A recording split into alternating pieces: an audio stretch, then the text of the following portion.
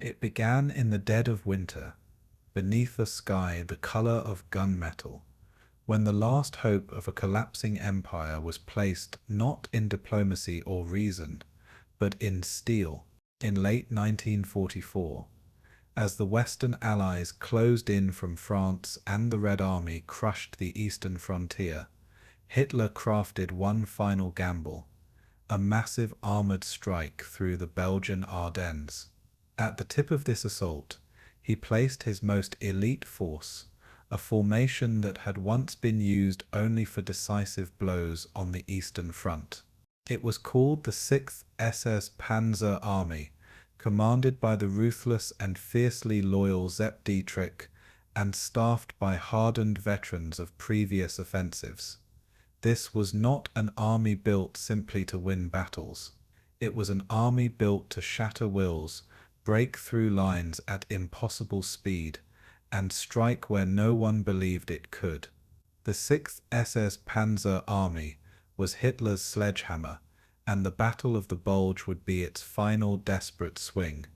The origins of the 6th SS Panzer Army trace back to the east, to the years when Hitler still believed he could conquer a continent. These soldiers had fought in the vast plains outside Leningrad, in the frozen nightmares around Kharkov, and in the brutal, unending battles that consumed millions. They were the shock troops of ideology, hand-selected from the Waffen-SS units that swore loyalty not to Germany, not to their people, but directly to Hitler. Their commander, Sepp Dietrich, was no strategist of genius, but he possessed something more dangerous: blind loyalty and a willingness to carry out orders regardless of cost. Under him were elite armored divisions, such as the 1st SS Panzer Division, Liebenstandart, the 2nd SS Panzer Division, das Reich, and the 12th SS Panzer Division, Hitler-Jugend, soldiers known for their aggression, discipline, and fanaticism. By December 1944, these men were exhausted, scarred by years of retreat. But Hitler believed they were still the fist that could break the Allied front. His plan was fantasy disguised as strategy: push through Belgium, split the American and British armies, seize Antwerp, and force the Western Allies into negotiating peace, leaving Germany free to turn all remaining strength against the Soviet Union. To achieve that, he needed speed, surprise, and shock. The 6th SS Panzer Army would deliver all three. On December 16th, before dawn, the forests of the Ardennes shook with artillery. American soldiers, resting in what they believed was a quiet sector, were hit by explosions so violent that many thought they were experiencing an earthquake. Into that chaos rolled the armored spearheads of the 6th SS Panzer Army. The most notorious of these spearheads was Kampfgruppe Pieper, led by a young, aggressive commander whose orders were simple: reach the Meuse River first, break the American lines, and do not stop. His tanks and assault guns crushed through villages, freezing roads, and scattered American defenses. Civilians fled. American units collapsed or surrendered. Panic spread. For a moment, the impossible seemed possible. The 6th SS Panzer Army was moving faster than Allied intelligence could track, slipping deeper into Belgium, turning the map red with arrows that pointed toward the Meuse. But what the plan required, fuel, supply, clear winter skies, never came. Every mile stretched fuel thinner. Every burned-out vehicle left a scar of delay. And when fuel ran out, tanks became useless steel carcasses in the snow. Then came the atrocity that froze the world: the massacre at Malmedy.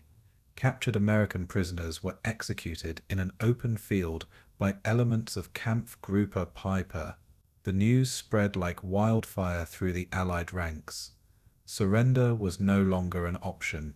American soldiers began fighting with a ferocity driven by outrage. What had been a tactical penetration now became a moral battle. The 6th SS Panzer Army had crossed a line that hardened the enemy it hoped to break. Still, they pushed on, in blizzards, in forests where tanks could barely turn, in valleys where Allied artillery rained fire from above.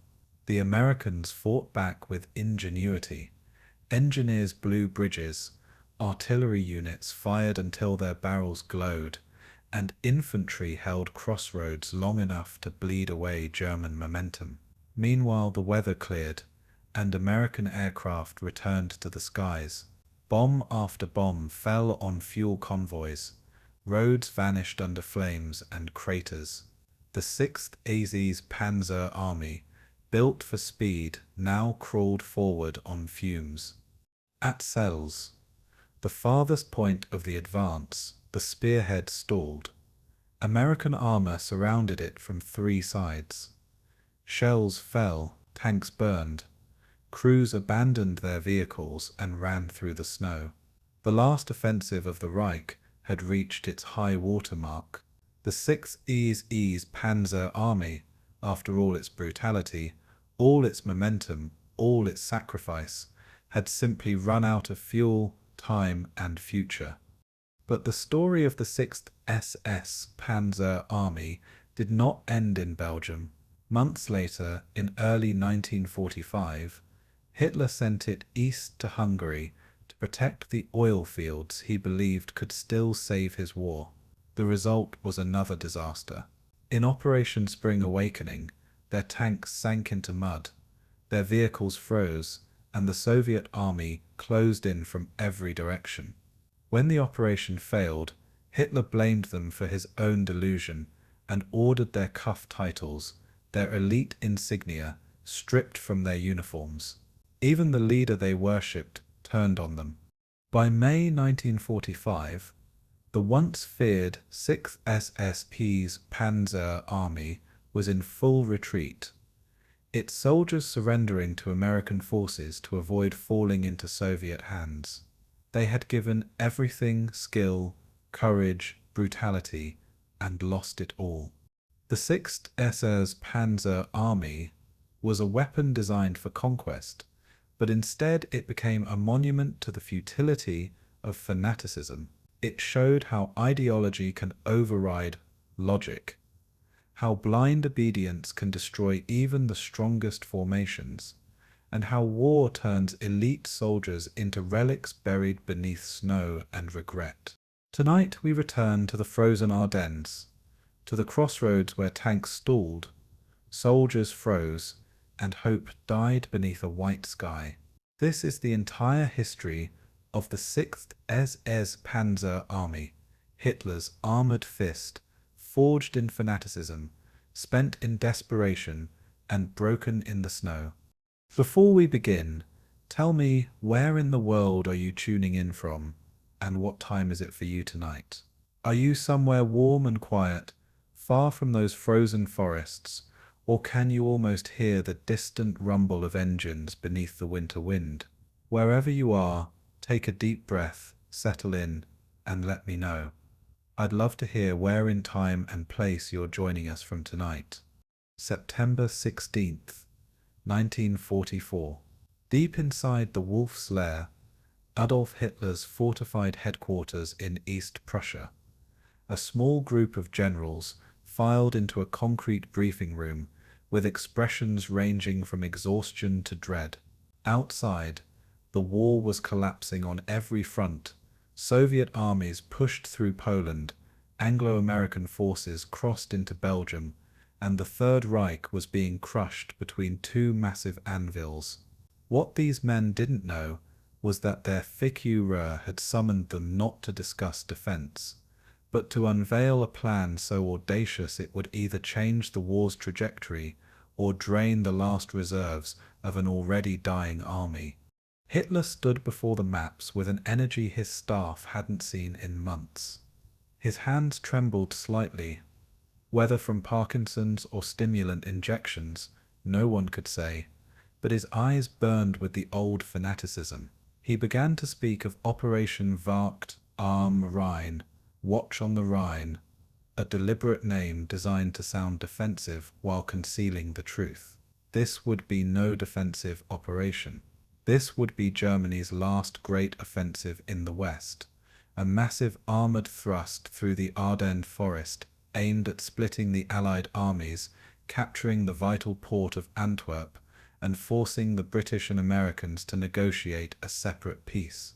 The silence in the room was absolute. Field Marshal Wilhelm Keitel and General Alfred Jodl listened with barely concealed shock. The plan required assembling 3 entire armies in complete secrecy, including a brand new formation that existed only on paper, the 6th SS Panzer Army. This phantom force would be commanded by Josef Sepp Dietrich, one of Hitler's oldest companions, a man who had risen from being the Führer's personal bodyguard to commanding an entire army. The other generals in the room knew Dietrich's limitations. He was brave, fanatically loyal, and utterly unqualified for army-level command. But in the SS hierarchy, loyalty trumped competence every time.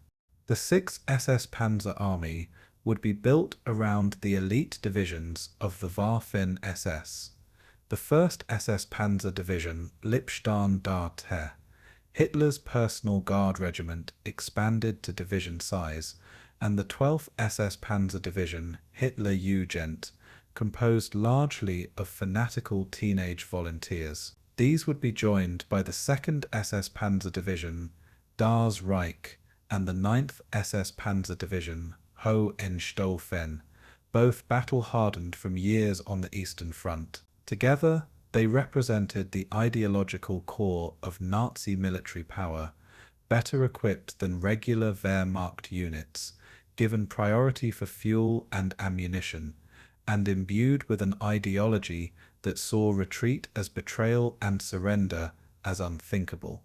But creating an army on paper was one thing. Assembling 250,000 men and their equipment in absolute secrecy was something else entirely. As autumn darkness fell earlier each evening across Germany, a massive logistical operation began. Entire panzer divisions were quietly withdrawn from the Eastern Front, their departure concealed by elaborate radio deception. Units would broadcast false messages as they departed, while skeleton crews remained behind to maintain the illusion of presence. At night, trains carrying tanks, assault guns, half-tracks, and thousands of vehicles rolled westward through the German rail network, moving only in darkness, hiding under camouflage nets during daylight hours. The deception extended to every level. Division designations were changed to confuse Allied intelligence. The 1st SS Liebstern der Heer became 1st Panzer Division in radio traffic, with no mention of SS affiliation. Officers were forbidden to discuss movements even in coded messages. Soldiers were told they were being transferred for rest and refit, not for a massive offensive. More than 200 trains made the journey west, each one carrying a piece of the puzzle that Allied intelligence somehow failed to assemble. The Allies had Ultra, their secret weapon, the ability to read encrypted German military communications through the captured Enigma machines. But Ultra could only read what was transmitted, and the Germans were transmitting almost nothing about the 6th SS Panzer Army. By early December, the Phantom Army had materialized in the forests of western Germany, just miles from the Belgian border. 1st SS Panzer Corps, under the command of SS Gruppenführer Hermann Pries, held the northern sector with the 1st SS Liebstern der Heer and the 12th SS Hitler Jugend divisions. 2nd SS Panzer Corps, commanded by SS Obergruppenführer Wilhelm Bittrich, waited in reserve with the 2nd SS Das Reich and 9th SS Hohenstaufen divisions. In total, Dietrich commanded over 250,000 men, more than 600 tanks and assault guns, and nearly 2,000 artillery pieces. It was the largest concentration of German armor assembled since the invasion of the Soviet Union in 1941. The target sector seemed perfectly chosen. The Ardennes, a heavily forested, hilly region straddling the German-Belgian border, had been designated a quiet zone by Allied commanders. The terrain was considered too difficult for large-scale armor operations, and the sector was thinly held by a mixture of Green American divisions, gaining their first combat experience, and exhausted veteran units, pulled back for rest. The American High Command, headquartered at Supreme Headquarters Allied Expeditionary Force, SHAEF in Versailles, France, saw the Ardennes as a safe zone. Their intelligence maps showed minimal German activity. Reconnaissance flights revealed nothing unusual. Prisoner interrogations produced warnings from a few German soldiers about an impending offensive, but these were dismissed as rumors or deliberate misinformation. What the Allies couldn't see, was the reality assembling in the German forests. In darkened schoolhouses and commandeered farmhouses, SS officers studied maps and received their orders. The plan was brutally simple. At 5:30 in the morning on December 16th, a massive artillery barrage would pulverize American positions along an 80-kilometer front. Then the armor would punch through, racing for the Meuse River bridges, the last major water obstacle before the open terrain leading to Antwerp. Speed was everything. The entire offensive was predicated on capturing Allied fuel dumps, because Germany simply didn't have enough gasoline to sustain a prolonged operation. Every commander knew the brutal mathematics. German tanks consumed fuel at extraordinary rates, and the supply lines from Germany would be under constant Allied air attack once the weather cleared. On the evening of December 15th, Sepp Dietrich held his final commanders' meeting in a darkened schoolhouse near the border town of Blankenheim. Maps covered every wall, illuminated by a single dim bulb. Dietrich, a stocky man with a rough Bavarian accent that embarrassed the Prussian-trained Wehrmacht officers, outlined the attack plan one final time.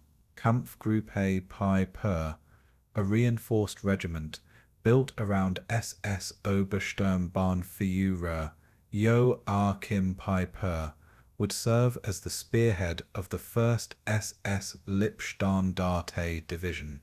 Pieper was everything Dietrich was not: highly educated, a brilliant tactical commander, and utterly ruthless. His Kampfgruppe, over 4,000 men and 600 vehicles, including dozens of the massive Tiger II heavy tanks, had one mission: reach the Meuse bridges before American reinforcements could arrive. But there were problems that no amount of ideological fervor could solve.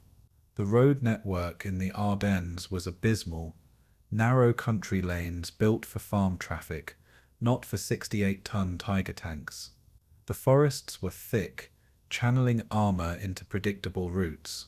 The Americans, though thinly spread, held strong defensive positions on the high ground, and most critically, the entire plan assumed that Allied air power would remain grounded by winter weather. If the skies cleared, the overwhelming Allied air superiority, thousands of fighters and bombers, would turn the offensive into a turkey shoot. Every German officer knew this, but Hitler had declared the operation would succeed through sheer willpower. To question the plan was to question the Führer, and that was unthinkable. Across the Belgian border, American soldiers prepared for what they thought would be a quiet sector. The 99th Infantry Division, composed largely of men seeing their first combat, held positions around the village of Lars-Heim. The 2nd Infantry Division, exhausted from the brutal fighting in the Hayat-Gen forest, occupied positions near Krinkelt and Roh-Keret. These men had no idea that across the dark forests, hundreds of thousands of enemy soldiers waited in silence. They played cards in their foxholes, wrote letters home, and tried to stay warm in the December cold. Some of the more experienced sergeants felt uneasy. There had been reports of unusual activity, sounds of vehicle movements in the German forests, but officers assured them it was nothing. December 15th passed into December 16th. In the hours before dawn, German artillery crews prepared 2,000 guns, mortars, and rocket launchers. Tank crews performed final maintenance checks on their vehicles, loading ammunition and checking fuel levels. Infantry companies formed up in the darkness, their breath visible in the freezing air. Pieper sat in his command half-track, studying his maps one final time. His route was marked in red, through Loeshim, then northwest towards Starvillot, Toirpon, and finally the Mayus. On paper it looked simple. In reality, he had to cover over 100 kilometers of enemy territory in less than 48 hours, and he had to do it before his fuel ran out. At 5:29 on the morning of December 16th, 1944, the silence of the Ardennes was about to be shattered. The Phantom Army was real, and it was about to strike with a fury that would shake the Western Front to its foundations. In the American positions, men in their foxholes heard a distant rumbling, like thunder on the horizon, growing steadily louder. Some of them had time to look at each other in confusion before the world exploded. 2,000 German guns opened fire simultaneously, in the largest artillery barrage the Western Front had seen since the First World War. The Battle of the Bulge had begun, and the 6th SS Panzer Army was about to discover whether Nazi willpower could overcome the brutal realities of logistics, terrain, and an enemy that refused to break. The Phantom Army had materialized. Now it would have to prove whether it was a real threat, or just another of Hitler's desperate fantasies. The answer would be written in blood across the snow-covered hills of Belgium, in burning villages and frozen forests, in the ruins of dozens of towns, and ultimately in the collapse of the last German reserves. The SS, Hitler's elite, were about to face their greatest test. They were also about to demonstrate that ideology, fanaticism, and loyalty could not substitute for fuel, competent leadership, and achievable objectives. But none of that was apparent yet in the darkness before dawn on December 16th. In that moment, as the guns roared and the tanks began to move, anything seemed possible. 5:30 in the morning, December 16th, 1944. 2,000 German artillery pieces opened fire simultaneously along an 80-kilometer front in the Ardennes. The noise was beyond comprehension, a continuous rolling thunder that could be heard 50 kilometers away, a physical force that shook the earth and collapsed dugouts.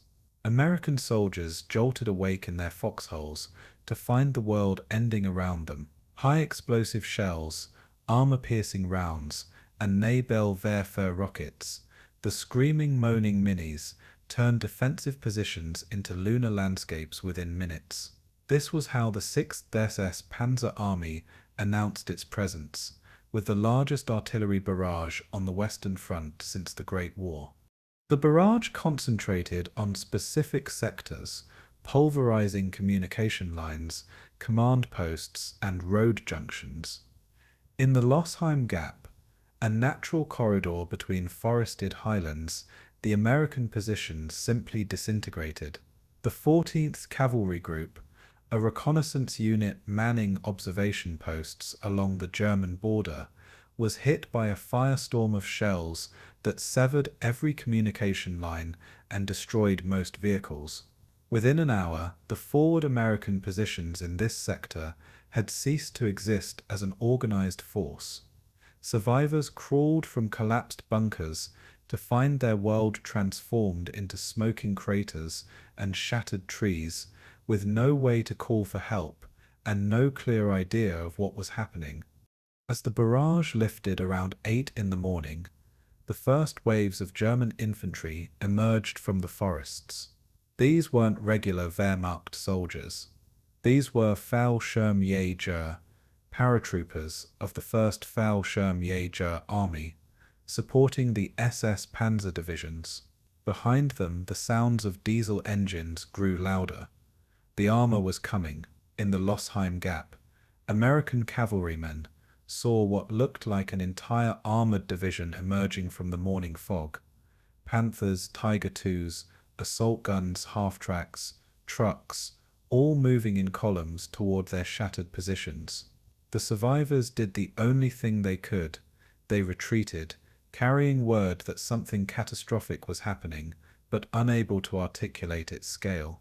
By mid-morning, Kampfgruppe Pieper had reached the American positions at pan-zer, a small village that sat astride a critical road junction. Here the mathematical precision of the German timetable encountered its first major disruption.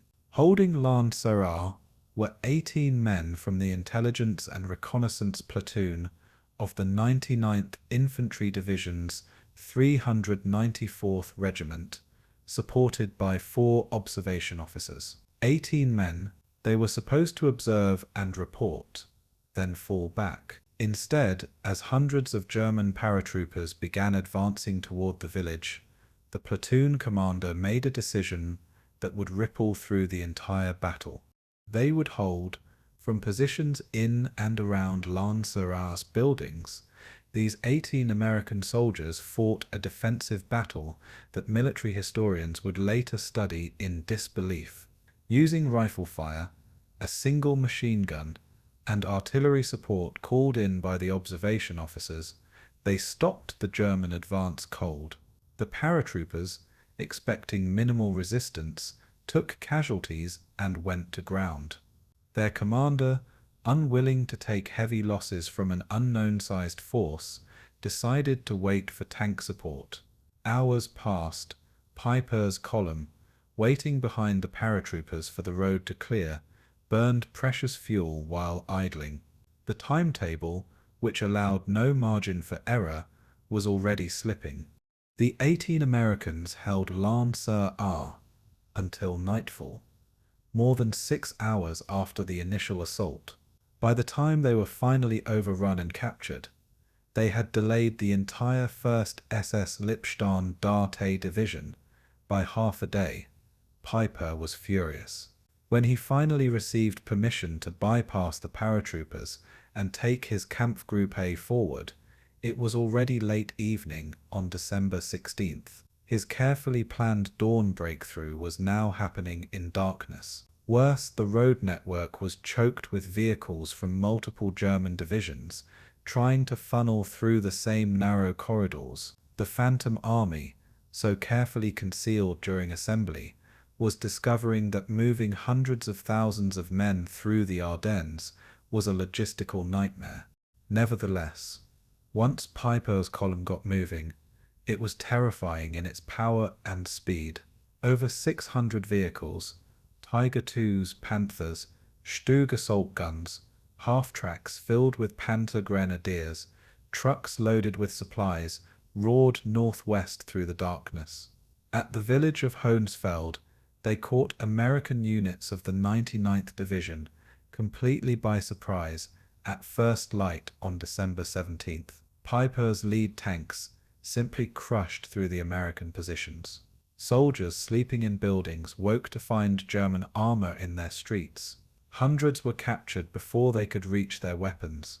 The Kampfgruppe seized vehicles, equipment, and critically a small American fuel dump. But here, the brutal mathematics of modern mechanized warfare revealed itself. The captured fuel was gasoline, designed for American trucks and gasoline engines. Pieper's Tigers and Panthers ran on diesel. The fuel was useless. This would become the defining problem of the entire offensive. The Germans could capture fuel dumps intact, but couldn't use the fuel. German tank designers had chosen diesel engines for their efficiency and safety, never imagining a scenario where they'd need to use captured American gasoline. Pieper's fuel situation, already tight due to the delays, got no better. he would have to reach German supply lines or another fuel source, and soon. As Pieper's spearhead raced northwest, other elements of the 6th SS Panzer Army attempted their own breakthroughs with far less success. The 12th SS Hitler-Jugend Division, positioned to follow Pieper through the gap and then branch northwest, was stuck in the worst traffic jam anyone had ever seen on a battlefield. Behind Lancer-Art, a single narrow road became choked with vehicles from multiple divisions. Panthers sat idling, burning fuel while going nowhere. Trucks carrying ammunition couldn't reach the forward units. Artillery pieces were stuck kilometers behind the infantry they were supposed to support. What should have been a lightning advance became a crawling nightmare. To the north, along the Elsenborn Ridge, the attack was going even worse. This high ground, dominating the northern approaches, was held by the 2nd and 99th Infantry Divisions. When German forces attacked here on December 17th, they ran into prepared defences, supported by massed artillery. The 1st SS Lippstandarte Division's main body, separate from Pieper's Kampfgruppe, launched attack after attack against American positions at Beal-10-Bark and along the ridge line. Every assault was shredded by artillery fire. American gunners, finally connected to forward observers who could see the German formations clearly, called down devastating barrages. German casualties mounted horrifically. On the afternoon of December 17th, roughly 36 hours into the offensive, Pieper's Kampfgruppe reached a road junction near the town of Bulge, just south of Malmedy. Here they encountered an American convoy, Battery B of the 285th Field Artillery Observation Battalion. The Americans were moving south, unaware that German armor had penetrated so deeply. Pieper's lead tanks opened fire, disabling vehicles and forcing the convoy to halt. Within minutes, over 100 American soldiers were prisoners, herded into a field by the road. What happened next would define the Battle of the Bulge's character and ensure that American troops would fight with a fury born of outrage. The SS Guards opened fire on the prisoners. Accounts vary on whether it was ordered or spontaneous, but the result was the same. Machine guns raked the field, soldiers fell, and those who survived the first burst played dead among the bodies. When the firing stopped, SS troops walked among the bodies, shooting anyone who showed signs of life. 84 American soldiers died in that field. Word of the massacre spread through American units with shocking speed. Soldiers who might have been willing to surrender when surrounded now fought to the death. The already brutal winter battle acquired a savage edge. When Pieper's Kampfgruppe was finally surrounded and forced to surrender weeks later, it was widely assumed that the SS troops would be killed in revenge. That American forces maintained discipline despite the massacre speaks to a fundamental difference in military culture. By December 18th, the offensive's third day, the 6th SS Panzer Army's advance had already stalled along most of its front. Only Pieper's Kampfgruppe had achieved significant penetration, and even his spearhead was now running into serious problems. At Starvation, American engineers had prepared bridges for demolition. At Toirpon, where 3 rivers met and 3 bridges were the only crossings for kilometers, American combat engineers waited with detonators. The Kampfgruppe's route to the Meuse depended on capturing these bridges intact. Every kilometer Pieper advanced, he stretched his supply lines thinner and moved farther from potential support. The weather, which had been Germany's ally by keeping Allied aircraft grounded, was beginning to shift. December 18th saw the clouds start to break. By December 19th, the first Allied fighters appeared over the Ardennes. American P-47 Thunderbolts and British Typhoons discovered columns of German vehicles packed onto narrow roads with no room to disperse. The slaughter began. Trucks burned, fuel tankers exploded, and the carefully husbanded supplies that were supposed to feed the offensive went up in flames. The Luftwaffe, Germany's air force, was supposed to provide air cover, but the 1,000 aircraft promised by Reichsmarschall Hermann Göring largely failed to appear. Those that did were overwhelmed by Allied numbers. In the town of St. Veit, American forces were mounting an unexpected defense that tied down entire German divisions. The 7th Armored Division, rushed south to reinforce the collapsing front, had dug into the town and refused to budge. The road network in this sector funneled through St. Veit. German armor couldn't bypass it without making massive detours. For 6 days, while Pieper's spearhead raced ahead and became isolated, other 6th SS Panzer Army divisions were stuck fighting for this insignificant Belgian town. The American defenders held until December 21st, long enough to disrupt the German timetable so severely that the offensive could never recover its momentum. December 19th marked the turning point that no one recognized at the time. Pieper's Kampfgruppe A had reached Stoumont, barely 15 kilometers from the Meuse River. They had covered 90% of the distance to their objective, but they had also outrun their fuel supplies, their infantry support, and any realistic hope of reinforcement.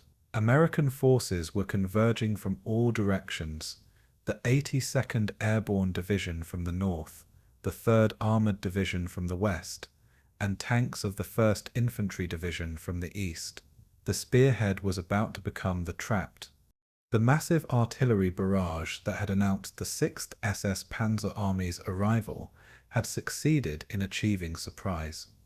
The initial breakthrough had created panic in Allied headquarters, but now, 5 days into the offensive, the fundamental flaws in the German plan were becoming undeniable. The terrain channeled armor into predictable routes. The fuel shortage was crippling. The road network couldn't support the number of vehicles trying to use it. American resistance after the initial shock was stiffening everywhere, and most critically, the weather was clearing, which meant Allied air power was about to be unleashed with devastating effect. The Phantom Army had struck hard, but the blow hadn't been decisive. Now the question was whether they could sustain the offensive long enough to reach their objectives, or whether they would become trapped deep in enemy territory with dwindling supplies and growing Allied pressure from every direction. The answer was emerging in the frozen forests around a Belgian town called Gleize, where Kampfgruppe Pieper was about to make its last stand. December 20th, 1944, near the Belgian town of Stoumont, SS Obersturmbahn Führer Joachim Pieper stood in the cupola of his command half-track, studying the road ahead through binoculars as dawn broke over snow-covered hills. His Kampfgruppe A had driven nearly 100 kilometers into American-held territory in 4 days, a remarkable achievement by any standard. But Pieper wasn't celebrating. His fuel situation was critical. His column was strung out over 25 kilometers of Belgian roads, and reports indicated American reinforcements were closing in from multiple directions. The Meuse River, his objective, lay just 15 kilometers ahead. It might as well have been on the moon. The previous evening had brought the first serious check to Pieper's advance. At Trois Ponts, where his route crossed the Somme River, American combat engineers from the 291st Engineer Combat Battalion had waited until the last possible moment before detonating their demolition charges. Pieper's lead tank, a massive Tiger II weighing 68 tons, had been barely 30 seconds away from the bridge when it disappeared in a massive explosion. The German column screeched to a halt. Pieper, furious, realized he would have to detour south, adding 25 kilometers to his route, and burning fuel he couldn't afford to waste. But there was no alternative. Rivers in the Ardennes couldn't be forded by tanks, and bridging equipment was stuck in the traffic jams far behind. The detour took Pieper through Gleize and toward Stoumont, where American forces were frantically organizing a defense. The 82nd Airborne Division, legendary for its drops in Normandy and Holland, had been rushed south in trucks from rest areas. These weren't green troops. These were elite paratroopers with months of combat experience. They had established blocking positions in Stoumont with support from the 743rd Tank Battalion, equipped with Sherman tanks that were badly outmatched by German armor in direct combat, but perfectly capable of ambush tactics in close terrain. The battle for Stoumont began at dawn on December 19th, and quickly became a close-quarters nightmare. Pieper's Panthers and Tigers, so dominant in open terrain, found themselves fighting in narrow village streets, where their size became a liability. American bazookas, ineffective against frontal armor, could punch through the thinner side armor of German tanks at close range. The lead German vehicles, unable to maneuver in the tight streets, became roadblocks when they were hit. Behind them the entire column compressed, unable to deploy or bring weapons to bear effectively. House-to-house fighting erupted, with SS Panzer grenadiers clearing buildings room by room, while American paratroopers fought back with grenades and small arms. By December 20th, Pieper had fought through Stoumont, but at devastating cost. His Kampfgruppe had lost dozens of vehicles, not just to enemy fire, but to mechanical breakdowns and fuel exhaustion. Tanks that ran out of diesel were simply abandoned, their crews joining other vehicles. The column that had started with over 600 vehicles was bleeding strength with every kilometer. Worse, Pieper's infantry had taken serious casualties in the house-to-house fighting. Pan-zer grenadiers, the infantry who supported and protected tanks in combat, were essential for holding captured ground. Without them, every village Pieper took would be retaken by American counterattacks. The fuel situation had become desperate. Pieper's Tigers and Panthers were among the most powerful tanks in the world. The Tiger II's 88mm gun could penetrate any Allied tank from ranges exceeding 2,000 meters, and its frontal armor was nearly impervious to Allied anti-tank weapons. But these advantages came at a brutal cost in fuel consumption. A Tiger II's Maybach engine drank fuel at a rate of roughly 1 gallon per mile under combat conditions, sometimes worse in hilly terrain or when maneuvering intensely. Pieper's Kampfgruppe A needed approximately 50,000 gallons of fuel per day just to maintain operational movement. They had captured perhaps 15,000 gallons total since the offensive began, none of it diesel. German supply columns trying to reach Pieper were being systematically destroyed.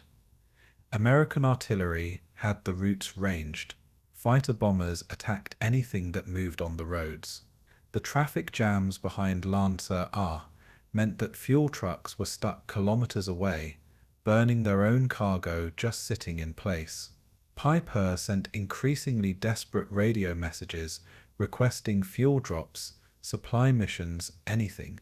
The responses were vague assurances that help was coming, but help wasn't coming. The entire 6th SS Panzer Army logistics network was collapsing under the strain of supporting an offensive that had outrun its supply lines. On December 21st, American forces launched a coordinated counterattack. The 82nd Airborne pushed into Stoumont from the north. The 3rd Armored Division attacked from the west. The 30th Infantry Division applied pressure from the south. Pieper's Kampfgruppe, spread across multiple villages, found itself being squeezed from 3 directions. The SS troops fought with the tenacity expected of elite formations, establishing defensive positions, calling in what little artillery support was available, and counterattacking whenever possible. But defensive fighting consumed ammunition at prodigious rates, and ammunition resupply was as impossible as fuel resupply. By December 22nd, Pieper had consolidated his remaining forces in the village of Gleize, positioned on high ground with good defensive positions. A quick inventory revealed the catastrophic state of his Kampfgruppe. Of the 117 tanks and assault guns that had started the offensive, fewer than 30 were still operational. Ammunition stocks were at 20% or less.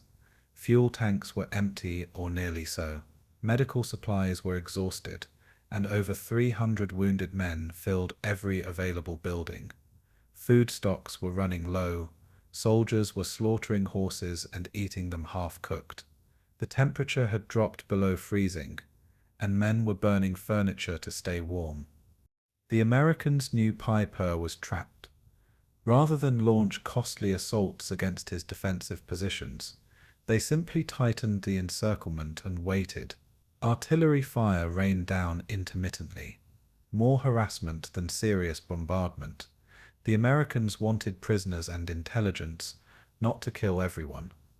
American loudspeakers broadcast surrender demands in German.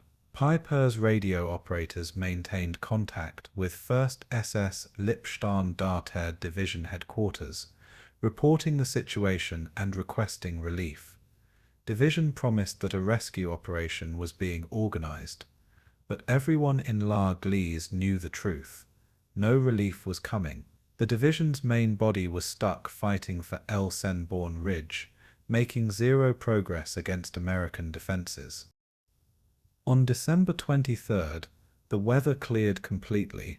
Pieper's men watched in despair as the skies filled with Allied aircraft, fighters, bombers, reconnaissance planes. Now the Americans could see everything. Any movement drew immediate artillery fire or air attack. The encirclement was complete. In Gleize's cellars, wounded men lay on straw, suffering from injuries that would have been treatable with proper medical facilities, but were fatal in the frozen village. Pieper met with his senior officers to discuss options. Attempting a breakout with vehicles was impossible. They had no fuel. Staying meant slow starvation and eventual surrender. That left one option: abandon everything and attempt to escape on foot. The decision to abandon the Kampfgruppe's vehicles was agonizing for Pieper and his men. These weren't just tanks. They were the most advanced armored vehicles Germany produced, each one representing months of factory labor and vast quantities of strategic materials. The Tiger II was particularly painful to abandon. Each tank cost approximately 600,000 Reichsmarks to produce, equivalent to roughly 25 fully equipped infantry soldiers. Pieper's men methodically destroyed every vehicle, smashing optical sights, disabling guns, and setting fire to anything combustible.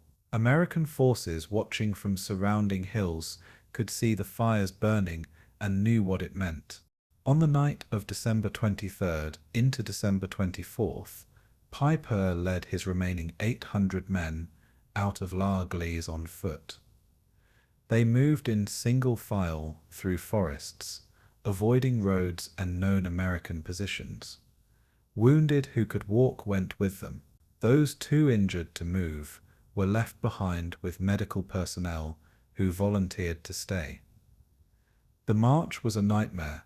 Men stumbled through snow in the darkness, trying to maintain silence while crossing rivers swollen with winter runoff, constantly alert for American patrols. Pieper's navigation was excellent. Using detailed maps and a compass, he threaded through gaps in American lines, moving generally southeast toward German positions. After 36 hours of continuous movement, Pieper's column reached German lines near Warnay on Christmas Day. Of the 4,800 men who had started the offensive in Kampfgruppe Pieper, roughly 800 made it back. The rest were dead, wounded, or captured. Every vehicle was lost. 135 tanks, assault guns, half-tracks and trucks abandoned in La Gleize or destroyed along the route. The spearhead of the 6th SS Panzer Army, the unit that had come closest to achieving its objective, had been annihilated as a fighting force. Pieper himself would face trial after the war for the Malmedy massacre, though his death sentence would be commuted to life imprisonment and eventually parole. The story of Kampfgruppe Pieper became the defining narrative of the Battle of the Bulge, a lightning thrust that penetrated deep into Allied lines before being cut off and destroyed. But Pieper's fate was just one small part of the larger picture. While his Kampfgruppe was making its desperate race toward the Meuse, other elements of the 6th SS Panzer Army were fighting very different battles with equally disastrous results. The 12th SS Hitler Jugend Division, the 1st SS Lippstandartes main body, and supporting formations were all engaged in grinding battles that consumed men and material at horrifying rates while achieving virtually nothing. The Phantom Army was discovering that modern mechanized warfare required more than courage and ideological fervor. It required fuel, logistics, clear roads, air superiority, and realistic objectives. Germany had none of these things. In La Gleize, American troops entered the abandoned village to find a scene of devastation. Burning vehicles lined the streets. In cellars, wounded German soldiers awaited capture and medical treatment. The Tigers and Panthers, Germany's most powerful weapons, sat silent and immobile, expensive monuments to logistical failure. American intelligence officers photographed everything, documenting in detail the combat power of Germany's elite SS formations. What they saw was impressive in technical terms. These were formidable machines operated by well-trained crews, but they also saw the fundamental flaw in Germany's strategic position. All the technical excellence in the world couldn't overcome the simple fact that Germany was fighting enemies who could produce more tanks, more fuel, more ammunition, and more men than German factories could ever match. The race to the Meuse had ended 8 miles short. The 6th SS Panzer Army's best effort had fallen just short of operational success, but in modern war, just short was the same as complete failure. December 17th, 1944, near the Belgian town of Billing, SS Brigade de Feu Hugo Kras, commander of the 12th SS Panzer Division Hitler Jugend, stared in disbelief at the scene before him. A single narrow road stretched ahead, packed solid with vehicles for as far as he could see, trucks, half-tracks, tanks, artillery pieces, all sitting motionless in the winter morning. This was supposed to be a lightning advance. Instead, it was the worst traffic jam in military history. Behind Kras, his entire division, over 20,000 men and 400 armored vehicles, was strung out along forest trails, unable to move forward, unable to turn around, simply stuck. The Hitler Youth Division, filled with fanatical teenage volunteers, couldn't fight a traffic jam. The traffic catastrophe had begun at Art, where the 18 American soldiers' determined resistance had delayed the initial breakthrough by 6 hours. But the real problem was structural. The German planners had rotated multiple divisions through the same narrow corridors without adequate traffic control. The 1st SS Lippstandarte Division's main body, following behind Pieper's Kampfgruppe, clogged the roads through Art. The 12th SS, supposed to follow and then branch northwest, got stuck behind them. Support units, supply trucks, and artillery all competed for the same roads. In some locations, opposing streams of traffic met head-on with no room for vehicles to pass. Panthers sat idling, their engines consuming precious fuel to go exactly 0 kilometers. When the 12th SS Division finally got moving on December 17th, they were already 24 hours behind schedule. Their attack sector focused on the twin villages of Roker-Akrin-Kelt, where the 2nd and 99th Infantry Divisions had established strong defensive positions. These American units, though heavily engaged since December 16th, had maintained cohesion and were receiving reinforcements. The division's commander, Major General Walter Robertson, had correctly identified these villages as the key to holding the northern shoulder of the German penetration. If Roker-Akrin-Kelt fell, the entire Elsenborn Ridge position would be outflanked. He ordered his troops to hold at all costs. The Hitler Youth Division attacked with the fanatical courage that had made them simultaneously feared and controversial. These were boys, many 17 or 18 years old, who had been indoctrinated since childhood in Nazi ideology. They believed completely in victory or death, in the superiority of German arms, in the destiny of the Reich. When their Panthers rolled toward Roqueray on December 17th, they expected the American lines to collapse as they had in France in 1940. Instead, they ran into a wall of artillery fire that shredded entire companies before they even made contact with American infantry. The Americans had positioned their artillery perfectly.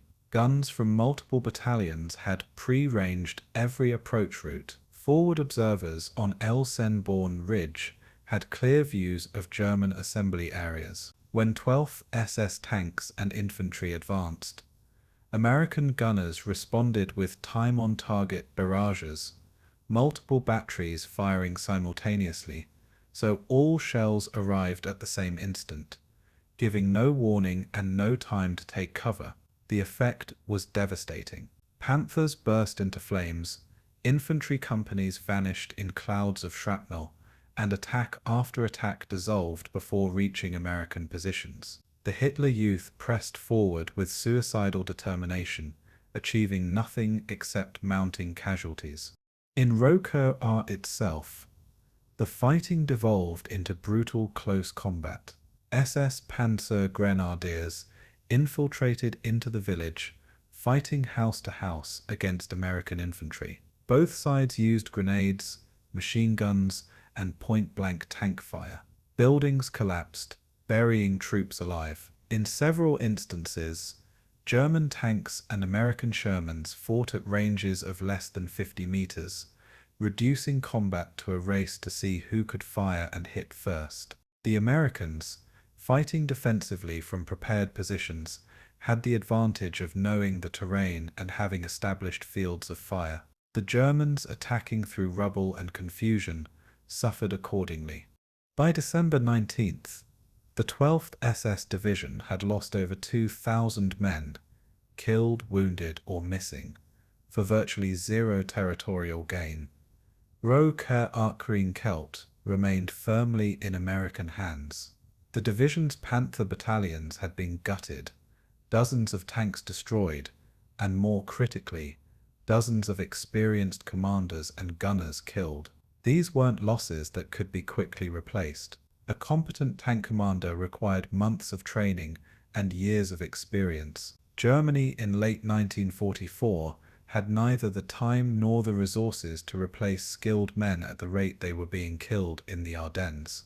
20 kilometers north, the main body of the 1st SS Lippstadt-Darter Division was experiencing similar frustration. Unable to break through at Elsenborn Ridge, the division had shifted its attack to Bir 10 Bark, where the American 26th Infantry Regiment had established defensive positions. SS Sturm der 10 Feuerwehr Wilhelm Monke commanded the attack, launching assault after assault against American lines. The results were catastrophic. American artillery, combined with direct fire from tank destroyers and dug-in Shermans, turned every German attack into a killing ground. The fighting at Bulge revealed the fundamental flaw in SS tactical doctrine. The Waffen-SS emphasized aggressive action, attacking spirit, and willingness to take casualties to achieve objectives. This worked well against inferior opponents or when attackers had overwhelming advantages. Against well-prepared American defenses supported by massive artillery, it was simply suicide. SS officers, indoctrinated to view retreat or defensive posture as defeatist, ordered frontal assaults when flanking maneuvers or artillery preparation would have been more appropriate. Their men paid the price.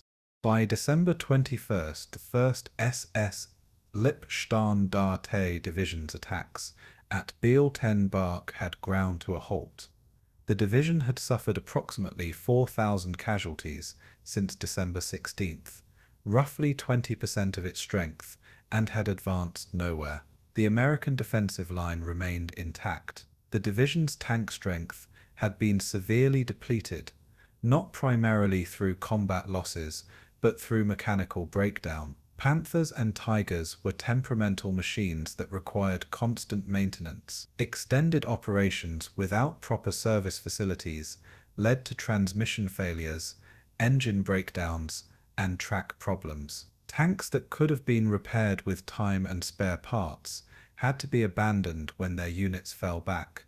To the north of the entire 6th SS Panzer Army sector, in the Monchaux area, the 326 Volksgrenadier Division attempted its own breakthrough.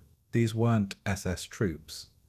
They were regular Wehrmacht infantry, less fanatically motivated, but often better trained.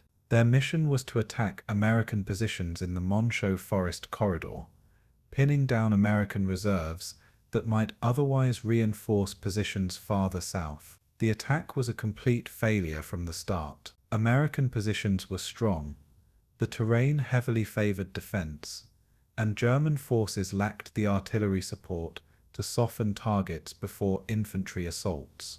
The 326 Division's attacks quickly stalled with heavy casualties. American troops, recognizing this as a secondary effort, held their positions without needing reinforcements. The German assault accomplished nothing except to absorb resources, ammunition, medical supplies, and irreplaceable veteran soldiers that might have been more useful elsewhere. By December 20th, the division had effectively been fought to a standstill, making no progress and suffering casualties it couldn't afford. On December 22nd, a particularly dark milestone for the 6th SS Panzer Army occurred when intercepted radio communications revealed Zepp Dietrich's true assessment of the situation. In a conversation with an Army Group B staff officer, Dietrich was recorded saying, "The whole damn operation is going to hell. We can't move, we can't supply the troops, and the Americans are fighting like demons." This from the supposedly loyal SS commander, the man Hitler trusted to lead his elite formations. Even Dietrich, never known for intellectual brilliance but experienced enough to recognize disaster, could see that the offensive was failing. The weather shift on December 23rd turned bad into catastrophic. When the clouds lifted and Allied air power could finally operate, the slaughter began in earnest. P-47 Thunderbolts and P-51 Mustangs roamed over the Ardennes at will, attacking anything that moved. German columns, unable to disperse off the narrow roads, were perfect targets. Napalm turned trucks into pyres. Rockets destroyed armor. The Luftwaffe's promised 1,000 aircraft support materialized as occasional flights of fighters that were immediately overwhelmed by American numerical superiority. German soldiers learned to move only at night or in heavy fog, greatly reducing operational tempo. The statistics from the northern sector of the Battle of the Bulge tell a story of comprehensive failure. The 12th SS Hitler-Jugend Division, 8,000 casualties for approximately 12 kilometers gained. The 1st SS Lippstadt-Darte Division main body, 6,000 casualties for 8 kilometers gained. Supporting formations, similar ratios of blood to worthless ground. Elsenborn Ridge. The key terrain feature that would have unlocked the northern route to the Mayus remained firmly in American hands. The road network that was supposed to carry German armor to Antwerp instead became a graveyard of destroyed vehicles and abandoned equipment. By December 24, Christmas Eve, the northern wing of the German offensive had clearly failed. While German forces farther south, particularly the 5th Panzer Army under Hasso von Manteuffel, had achieved more significant penetrations, the 6th SS Panzer Army, the formation that had received priority in resources, equipment, and planning, had accomplished virtually nothing at enormous cost. The Phantom Army had materialized, struck with great violence, and achieved tactical successes in a few locations. But operational success, breakthrough to the Mayus, encirclement of Allied armies, capture of Antwerp had proven completely beyond reach. In the villages and forests of the northern Ardennes, evidence of the failed offensive lay everywhere. Destroyed Panthers and Tigers, each one an irreplaceable strategic asset, sat burning or abandoned. Thousands of German dead lay frozen in the snow, young men who had believed in victory until the moment they died. Belgian civilians, caught between armies, emerged from cellars to find their homes destroyed and their towns transformed into battlefields. And in the American defensive positions, exhausted soldiers, who had held against overwhelming odds, began to realize they had won something significant. Not just a defensive victory, but proof that German armor and SS fanaticism could be stopped, defeated, and destroyed through superior firepower, determined resistance, and competent leadership. The myth of German invincibility, already cracking, had suffered another major blow.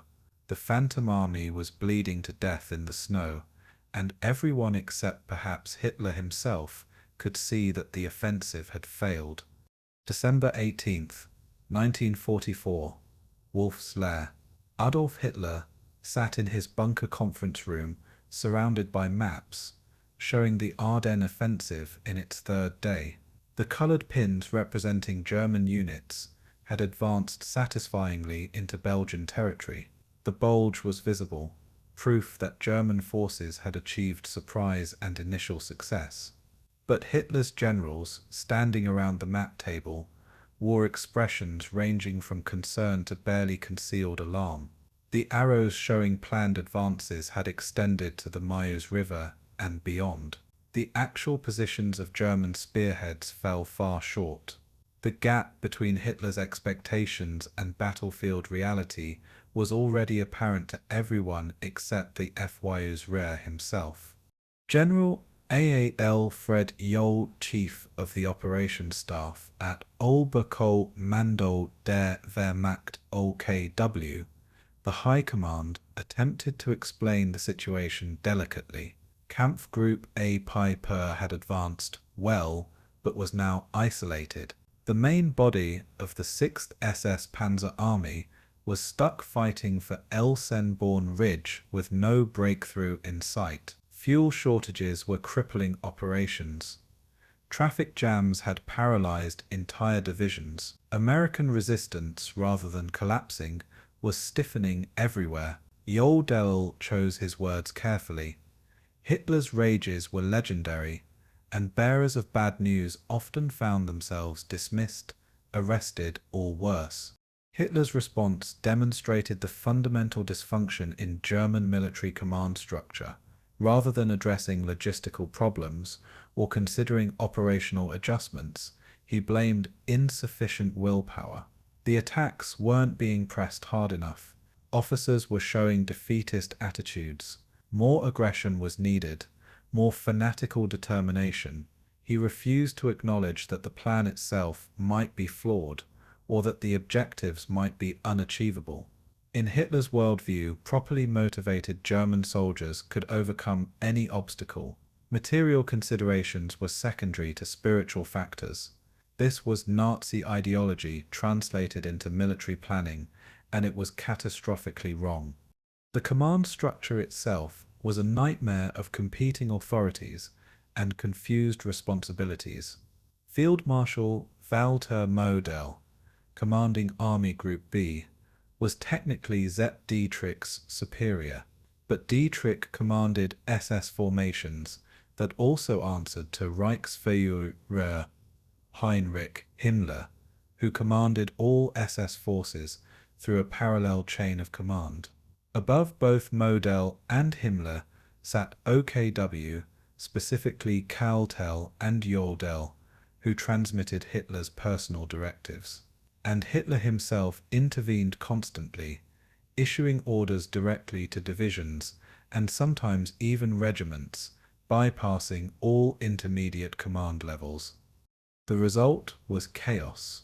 Dietrich would receive orders from Model to attack in one direction, then receive contradictory orders from OKW to attack in another direction, then face pressure from Himmler to protect SS casualties and prestige. Frontline commanders often had to wait 12 to 24 hours for clarification of which orders took precedence. In a fast-moving battle, where circumstances changed hourly, this delay was crippling. American commanders could issue orders and receive compliance within hours. German commanders sent requests up the chain and waited, often getting responses that were obsolete by the time they arrived. On December 20th, the dysfunction reached absurd levels during a conference where Model argued forcibly for releasing the 2nd SS Panzer Corps, the Das Reich and Hohenstaufen divisions, to exploit openings in the southern sector where 5th Panzer Army was making better progress. This made perfect military sense. Reinforcing success rather than failure was basic tactical doctrine, but Hitler refused. The 6th SS Panzer Army would continue attacking in its assigned sector. Resources would not be shifted. The plan would be followed. Model left the meeting in frustration, and his staff officers later recorded his private comment, "We're fighting two enemies, the Americans and our own high command." The fuel crisis, which should have triggered immediate reassessment of the entire operation, was instead met with fantasy solutions. When Dietrich reported that his divisions were literally out of fuel, OKW response was to promise deliveries that never materialized. The logistics branch calculated that the offensive required 5 million gallons of fuel to reach its objectives. German stocks and supply capacity could provide perhaps 2 million. The gap was supposed to be filled by capturing Allied dumps.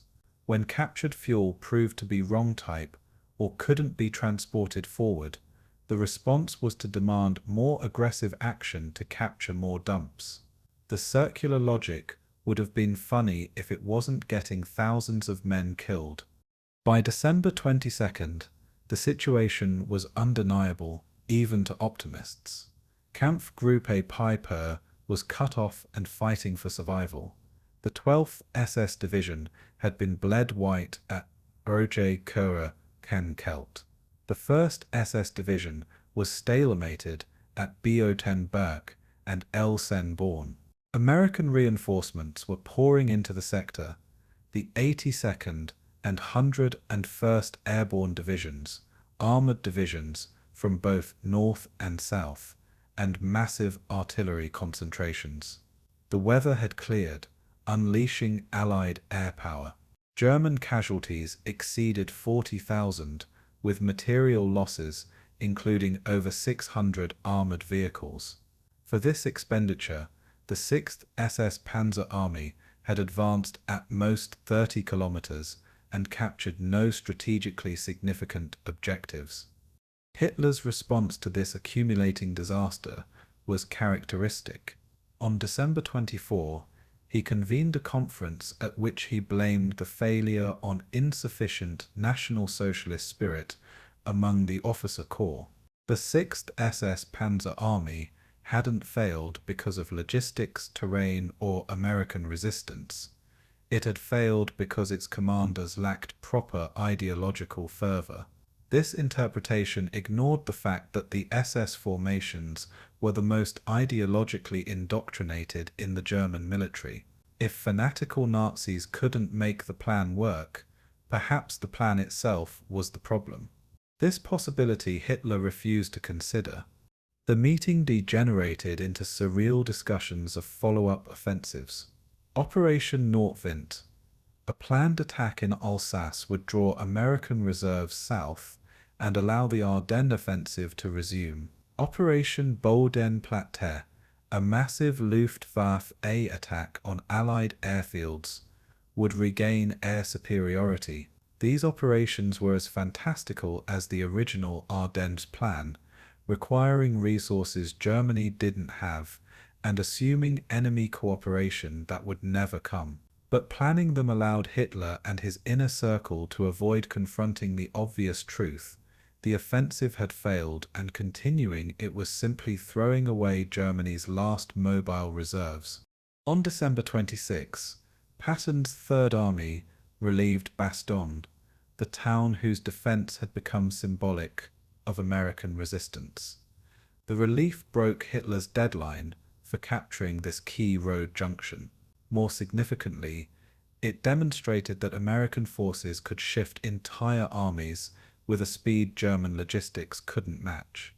Patton had wheeled his entire Third Army 90 degrees, moving tens of thousands of troops and their equipment from one sector to another in less than a week. The Germans, with their fuel shortages and deteriorating road network, couldn't achieve similar flexibility. American operational mobility was proving decisively superior. Finally, on December 28, Hitler authorized a general withdrawal from the most exposed positions, though he still forbade any talk of abandoning the offensive entirely. Units that had pushed deepest into American territory were permitted to fall back to more defensible lines. This decision came far too late. Pieper's Kampfgruppe had already been destroyed. The 12th SS Division had exhausted itself. 1st SS Lippstadt-Darte's main body was combat ineffective. The withdrawal happened under American pressure, with German units fighting rearguard actions while trying to salvage what equipment they could. Much was simply abandoned: tanks out of fuel, trucks out of gasoline, artillery pieces with no ammunition or prime movers to tow them. The casualty figures told the story of command dysfunction. The 6th SS Panzer Army suffered approximately 37,000 casualties in 12 days of offensive operations, capturing perhaps 30 kilometers of Belgian territory. In the same period, Field Marshal von Manteuffel's 5th Panzer Army, with fewer resources and lower priority, advanced 45 kilometers and suffered 28,000 casualties. Manteufel was a professional soldier, not an SS ideologue. His command structure functioned efficiently. His logistics were better organized, and he made tactical adjustments based on battlefield reality rather than ideological imperatives. The comparison was damning. The organizational comparison between American and German command became starkly clear in these final days of December. General Dwight Eisenhower, Supreme Allied Commander, held a meeting at Verdun on December 19th, where he and his subordinates calmly discussed shifting forces, allocating resources, and coordinating responses. There was debate, sometimes heated, but decisions were made based on military necessity and implemented rapidly. The American command structure, for all its imperfections, functioned. The German structure, poisoned by Nazi ideology and Hitler's personal interference, was dysfunctional at every level. By year's end, as 1944 became 1945, the 6th SS Panzer Army was a spent force. Its divisions were at 50% strength or less. Its armoured battalions had lost over half their vehicles. Its best men, the experienced NCOs and officers who were irreplaceable, were dead or wounded. The offensive had consumed Germany's last strategic reserve, the mobile units that might have been used to defend against the Soviet winter offensive that everyone knew was coming. Hitler had gambled everything on a desperate thrust in the West and lost completely. The phantom army that had materialized in December was already dissolving. Units that had fought together for years were being broken up. Replacement troops, often hastily trained or even foreign volunteers with questionable commitment, were filling the ranks. Equipment losses couldn't be made good. German factories were producing perhaps 200 tanks per month against losses of thousands. The Luftwaffe, after its failed appearance over the Ardennes, was effectively finished as a fighting force. And most critically, time had run out. Every day spent in the failed Ardennes offensive was a day the Soviets used to prepare their devastating winter offensive in the east. The command chaos, the ideological blindness, and the strategic delusion that characterized the 6th SS Panzer Army's operations would continue to define German military operations for the remaining months of the war. Hitler would continue to issue fantasy orders. The SS would continue to prioritize ideological purity over military effectiveness. The German command structure would continue to dysfunction, killing thousands of soldiers through incompetence and wishful thinking. The Phantom Army's failure wasn't just a battlefield defeat, it was a comprehensive demonstration of everything wrong with the Nazi regime's approach to warfare. No amount of courage, technological superiority, or tactical skill could overcome the fundamental rot at the core of German military leadership. The Ardennes offensive had proven this beyond any doubt, though Hitler himself would never accept the lesson. January 3rd, 1945, near the Belgian town of Malmedy, a column of German vehicles crawled eastward through falling snow.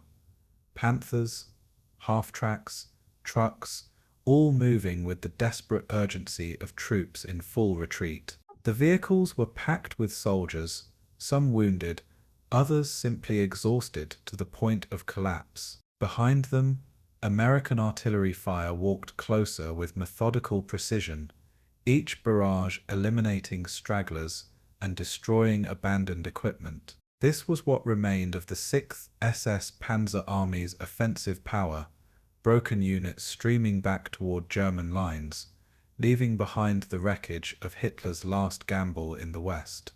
The Allied counteroffensive had begun in earnest on January 1st, while small-scale American counterattacks had been harassing German positions since late December. Now the full weight of Allied power fell upon the extended German salient. From the north, British XX Corps under Lieutenant General Brian Horrocks attacked into the Bulge's shoulder. From the south, Patton's Third Army continued pushing northward. From the west, the American First Army applied constant pressure. The German formations, already depleted by 3 weeks of combat, found themselves defending terrain they had bled to capture against fresh enemy units with unlimited artillery support and complete air superiority. The retreat was supposed to be orderly, a fighting withdrawal that preserved combat power while shortening defensive lines. Reality was far messier. Units that had been intermixed during the offensive now tried to disentangle themselves while under attack. Supply columns that should have been moving fuel and ammunition forward were instead evacuating wounded and salvaging equipment. The road network, which had barely managed to support the offensive, completely broke down during the retreat. Disabled vehicles blocked key junctions, forcing entire columns to detour onto secondary roads that quickly turned to mud under heavy traffic. On January 8th, near the village of La Roche, disaster struck the 2nd SS Panzer Division Das Reich. A column of Panthers and supply trucks was moving east along a narrow road lined with trees, when American tank destroyers from the 714th Tank Destroyer Battalion opened fire from concealed positions. The American M36 Jackson tank destroyers, equipped with 90mm guns, could penetrate Panther armor at normal combat ranges. More importantly, they struck without warning from prepared ambush positions. The lead German vehicles burst into flames, blocking the road. The following vehicles tried to turn around on the icy road and collided or slid into ditches. The ambush lasted barely 20 minutes, but destroyed over 40 German vehicles. Panthers that survived the initial volley couldn't deploy off the road to engage the American guns.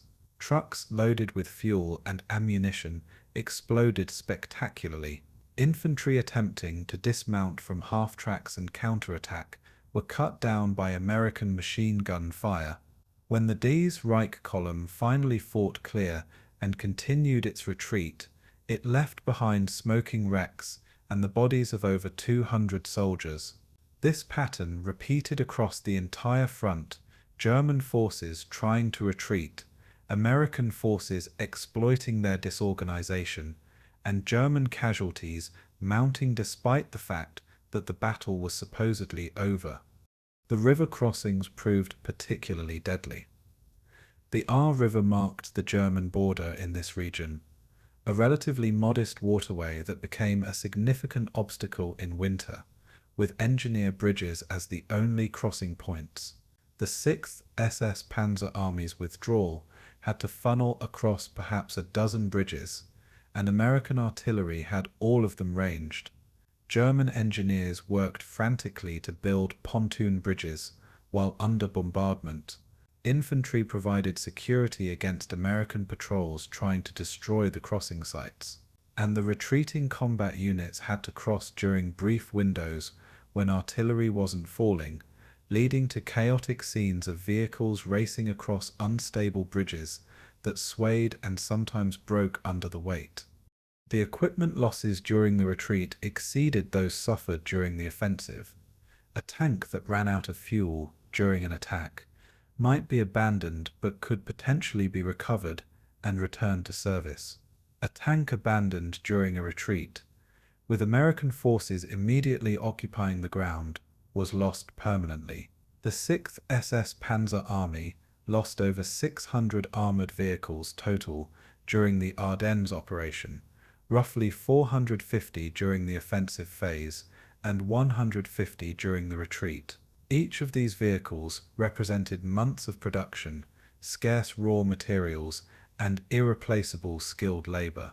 Germany in early 1945 was producing perhaps 200 tanks per month total. The Ardennes had consumed 3 months of production in 6 weeks. The human losses were even more catastrophic when properly understood. Casualty figures show approximately 40,000 6th SS Panzer Army soldiers killed, wounded, or missing during the Ardennes operation. But raw numbers obscure the quality of the losses. The dead included veteran NCOs with years of combat experience, junior officers who could lead men under fire, tank commanders who could identify targets at range, and experienced gunners who could hit them. These men were irreplaceable. The German military training system in early 1945 couldn't produce soldiers of this caliber fast enough to replace casualties. Divisions were being filled with teenagers, old men, and impressed foreign laborers who had neither the training nor the commitment of the veterans they replaced. By January 16th, the last German forces had withdrawn from Belgian territory. The front line was approximately where it had been on December 15th, before the offensive began. 6 weeks of combat, 40,000 casualties, 600 armored vehicles lost, fuel and ammunition expenditures that Germany couldn't afford, and the result was nothing. Less than nothing, actually. The 6th SS Panzer Army that withdrew into the Withdrawal fortifications was a shattered force bearing little resemblance to the confident formations that had attacked in mid-December. The 1st SS Lippstadt Division reported 60 operational tanks from a starting strength of 120. The 12th SS Hitler Jugend Division had 32 operational Panthers from 95. The Das Reich and Hohenstaufen divisions were similarly depleted. The retreat also highlighted the massive American logistical superiority that had contributed so heavily to German defeat. As German forces fell back, American units advanced into the recaptured territory on excellent roads constructed by U.S. Army engineers.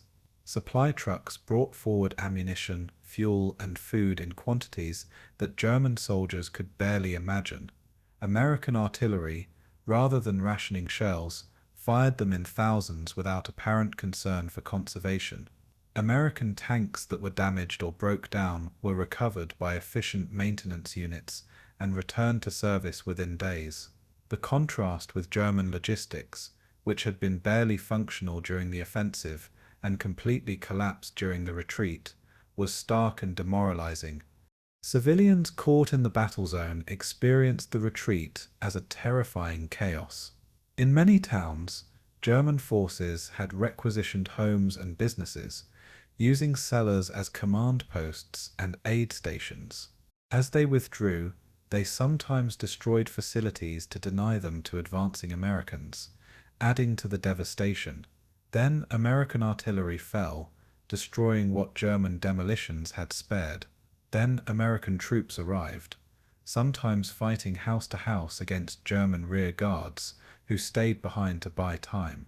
Belgian and Luxembourg civilians, who had endured German occupation since May 1940, now endured the battle zone experience, hiding in cellars while their homes were destroyed, emerging to find family members dead or missing, facing shortages of food and water in the dead of winter. The casualty figures among Belgian civilians remain disputed, but certainly exceeded 3,000 killed. Many died during the fighting, hit by artillery fire, caught in crossfires, or buried in collapsed buildings.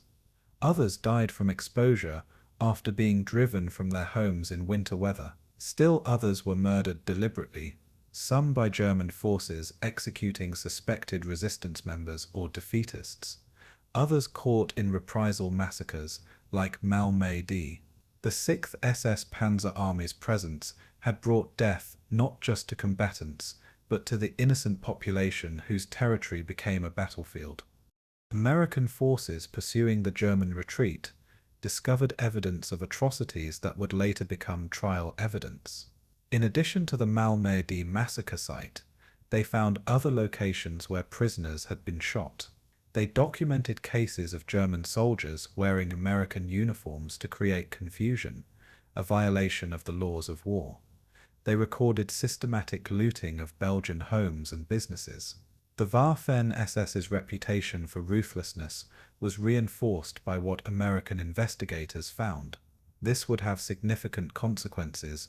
After the war, SS membership would be considered prima facie evidence of potential war crimes involvement, and SS veterans would face more intensive scrutiny than regular Wehrmacht prisoners. By late January, the 6th SS Panzer Army occupied defensive positions along the Westwall, the fortified zone Germany had built along its western border in the 1930s. These bunkers and obstacles, which had been inadequately maintained during Germany's years of triumph, now represented the last defensive line before the Rhine River and Germany proper. The 6th SS Panzer Army's mission had changed from offensive breakthrough to desperate defense. But the force available for this mission bore little resemblance to the Phantom Army that had assembled in such secrecy just 2 months earlier. The divisions were under strength, short of equipment, and filled increasingly with replacement troops who lacked the training and experience of the men they replaced. The retreat had one final cruel twist. As the 6th SS Panzer Army licked its wounds in the Withdrawal, reports began arriving from the Eastern Front. On January 12th, the Soviet winter offensive had begun, Operation Withdrawal Oder, with a massive attack aimed at Warsaw and beyond. Soviet forces outnumbered defending Germans by ratios exceeding 5-1 in some sectors. The offensive was achieving breakthrough after breakthrough, advancing tens of kilometers per day. German forces in the east desperately needed reinforcements, particularly mobile units that could counterattack Soviet spearheads. And the obvious source of such reinforcements, the SS Panzer divisions, had just been wasted in the Ardennes offensive. The strategic opportunity cost of the Ardennes operation became painfully clear. If the 6th SS Panzer Army and supporting formations had been held in reserve or deployed to the east, they might have stabilized the situation there, at least temporarily. They might have traded space for time, allowing Germany to organize a coherent defense of its eastern territories. Instead, Hitler had gambled them on an offensive in the west that achieved nothing, and now when they were desperately needed in the east, they were wrecked formations requiring weeks of rebuilding.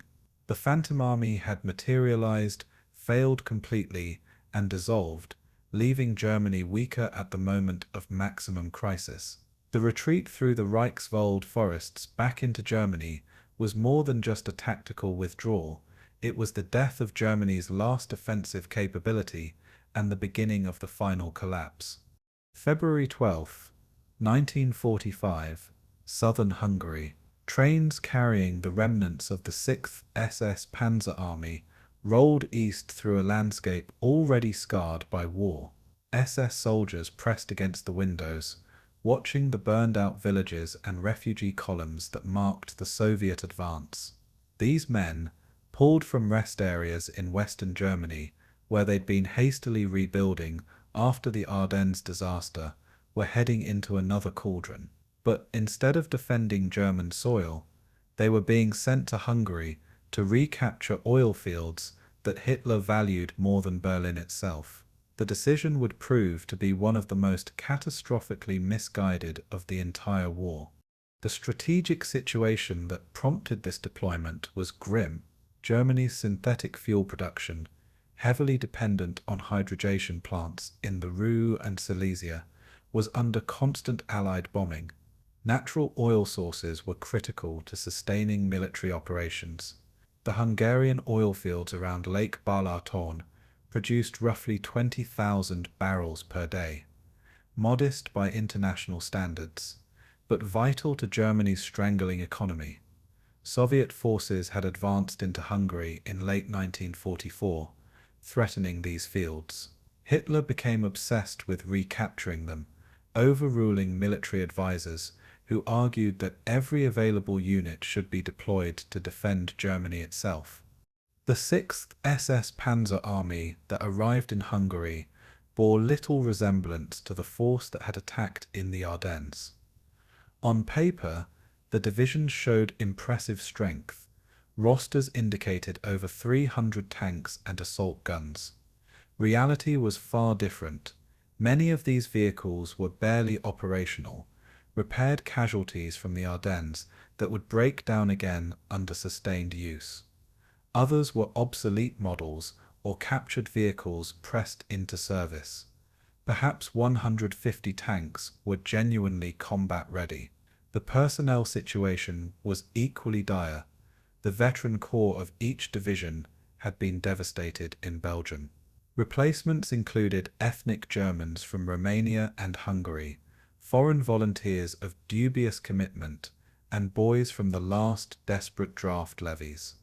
Sepp Dietrich, still officially commanding despite the Ardennes debacle, established headquarters near Székesfehérvár, a Hungarian city near Lake Balaton. His mission was to lead Operation Frühlingserwachen Spring Awakening, an offensive designed to recapture the oil fields and push Soviet forces back across the Danube River. The plan had an eerie similarity to the Ardennes operation, a surprise attack by concentrated armor, aimed at a strategic objective predicated on speed and achieving breakthrough before the enemy could react. Apparently no lessons had been learned from the previous failure. The German forces assembled for Spring Awakening included the 6th SS Panzer Army's 4 main divisions, plus supporting units totaling roughly 200,000 men. They would attack Soviet defensive positions held by the 3rd Ukrainian Front under Marshal Fyodor Tolbukhin, a skilled commander with ample resources. Soviet strength in the region exceeded 400,000 troops, with over 7,000 artillery pieces and 900 tanks. But German intelligence underestimated these numbers significantly, just as they had underestimated Allied strength in the Ardennes. The pattern of optimistic assessment leading to catastrophic miscalculation was repeating itself.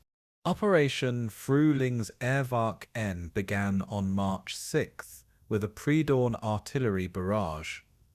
Initial German advances were encouraging. The 6th SS Panzer Army pushed forward 30 kilometers in the first 48 hours, recapturing Säkisch-Fehérvár and several smaller towns. For a brief moment, it seemed the operation might succeed where the Ardennes had failed. German propaganda broadcasts announced great victories. Hitler, at a conference in Berlin, declared that the offensive proved German arms still possessed striking power. These celebrations were premature. March 8th brought the first serious checks. Soviet resistance, initially confused by the unexpected attack, solidified rapidly. The 3rd Ukrainian Front had depth, multiple defensive lines prepared in advance, with reserves positioned to counterattack any breakthrough. German units that had punched through the first line found themselves attacking the second line, then the third, with Soviet forces counterattacking their flanks. Unlike American forces in the Ardennes, who had been thinly spread and surprised, Soviet forces in Hungary were concentrated and had been expecting German offensive action. The weather, which had been dry during the initial attacks, turned catastrophic. March in Hungary meant spring thaw, and the Hungarian plain transformed into a sea of mud. German armor, which had struggled with fuel shortages in Belgium, now struggled with terrain that turned every movement into an ordeal. Tanks that could normally travel 30 kilometers per hour on roads crawled at 3 kilometers per hour through mud. Trucks simply became stuck and had to be abandoned. Supply columns couldn't reach forward units. The offensive, predicated on speed and momentum, ground to a halt in the mud. On March 11th, the Soviet counteroffensive began. Tolbukhin had used the German attack to fix their positions, then launched devastating flank attacks with fresh tank armies held in reserve for exactly this purpose. Soviet doctrine emphasized deep operations penetrating enemy lines and then exploiting deep into the rear areas, encircling and destroying entire formations. The 3rd Ukrainian Front executed this doctrine with brutal efficiency. German flanks, held by Hungarian and other Axis allies whose commitment was questionable, collapsed immediately. The 6th SS Panzer Army's advanced units found themselves in a salient being compressed from 3 sides. The fighting acquired a savagery that surpassed even the Ardennes. On the Eastern Front, neither side expected mercy or gave it. Prisoners were routinely shot. Wounded soldiers left on battlefields often didn't survive. Soviet forces, advancing through territory they'd liberated once before, were in no mood for restraint when facing SS units. The Waffen SS's reputation from earlier Eastern Front operations, mass murders of civilians, prisoner massacres, scorched earth policies, meant that Soviet soldiers viewed SS captives as legitimate targets for revenge. SS troops, knowing what capture likely meant, fought with desperate ferocity. By March 14th, the German offensive had completely stalled and was reversing into a retreat. The 6th SS Panzer Army had advanced 30 kilometers at maximum extent and was now falling back through the same territory under constant Soviet pressure, abandoning equipment at a rate that exceeded even the Ardennes withdrawal. Panthers and Tigers, mired in mud, were blown up by their crews when recovery proved impossible. Supply dumps that had been laboriously moved forward were overrun by Soviet advances. Hungarian civilians, who had briefly seen German forces as liberators from Soviet occupation, now watched them retreat in disarray. The final casualty figures for Operation Frühlingserwachen were devastating. The 6th SS Panzer Army suffered approximately 12,000 casualties in 10 days of combat, killed, wounded, or missing. Soviet casualties were higher in absolute numbers, but represented a smaller percentage of available forces and were far more easily replaced. More critically, German equipment losses included over 200 armored vehicles, many of them the newest models that couldn't be replaced. The oil fields, supposedly the objective that justified the offensive, remained in Soviet hands. The operation had accomplished nothing except to further deplete Germany's last mobile reserves.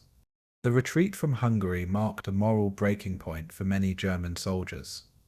The Ardennes offensive, though it failed, could at least be framed as defending Western European civilization against Anglo-American forces. The Hungarian offensive had no such ideological cover. It was transparently about oil, about resources, about sustaining a war that most soldiers now recognized as lost. SS troops, indoctrinated since recruitment to believe in inevitable German victory, now saw that belief revealed as hollow propaganda. Desertion rates, previously minimal in SS formations, began to climb. Hungarian SS volunteers melted away en masse, returning to their homes rather than face Soviet vengeance. On March 16th, Hitler sent a telegram to Dietrich that would become infamous.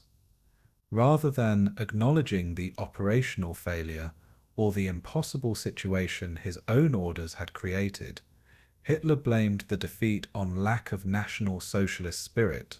As punishment for the 6th SS Panzer Army's cowardice, Hitler ordered the SS divisions to remove their cuff titles, the distinctive insignia worn on the uniform sleeve that identified unit affiliation. For the Liebstandarte Adolf Hitler, wearing the Führer's name on their cuffs, this was the ultimate insult. The order symbolized Hitler's complete divorce from reality. His elite formations were being destroyed following his orders, and his response was to question their loyalty. Dietrich's reaction to the cuff title order remains disputed. Some accounts claim he ignored it entirely. Others suggest he sent the decorations back to Berlin in a chamber pot, with a note saying Hitler could have them back if he didn't appreciate the sacrifices they represented. Whether this actually happened is uncertain, but the story spread rapidly through German ranks, becoming one of those legends that reveals deeper truths regardless of literal accuracy. Even the SS, the regime's ultimate loyalists, were reaching the limit of what ideological indoctrination could sustain. By late March, the 6th SS Panzer Army was withdrawing into Austria, fighting delaying actions against Soviet forces that advanced with overwhelming superiority. The divisions that had once been Germany's elite were now shadows of their former strength. The 1st SS Liebstandarte Division reported fewer than 60 operational tanks and under 10,000 combat effectives, less than half its authorized strength.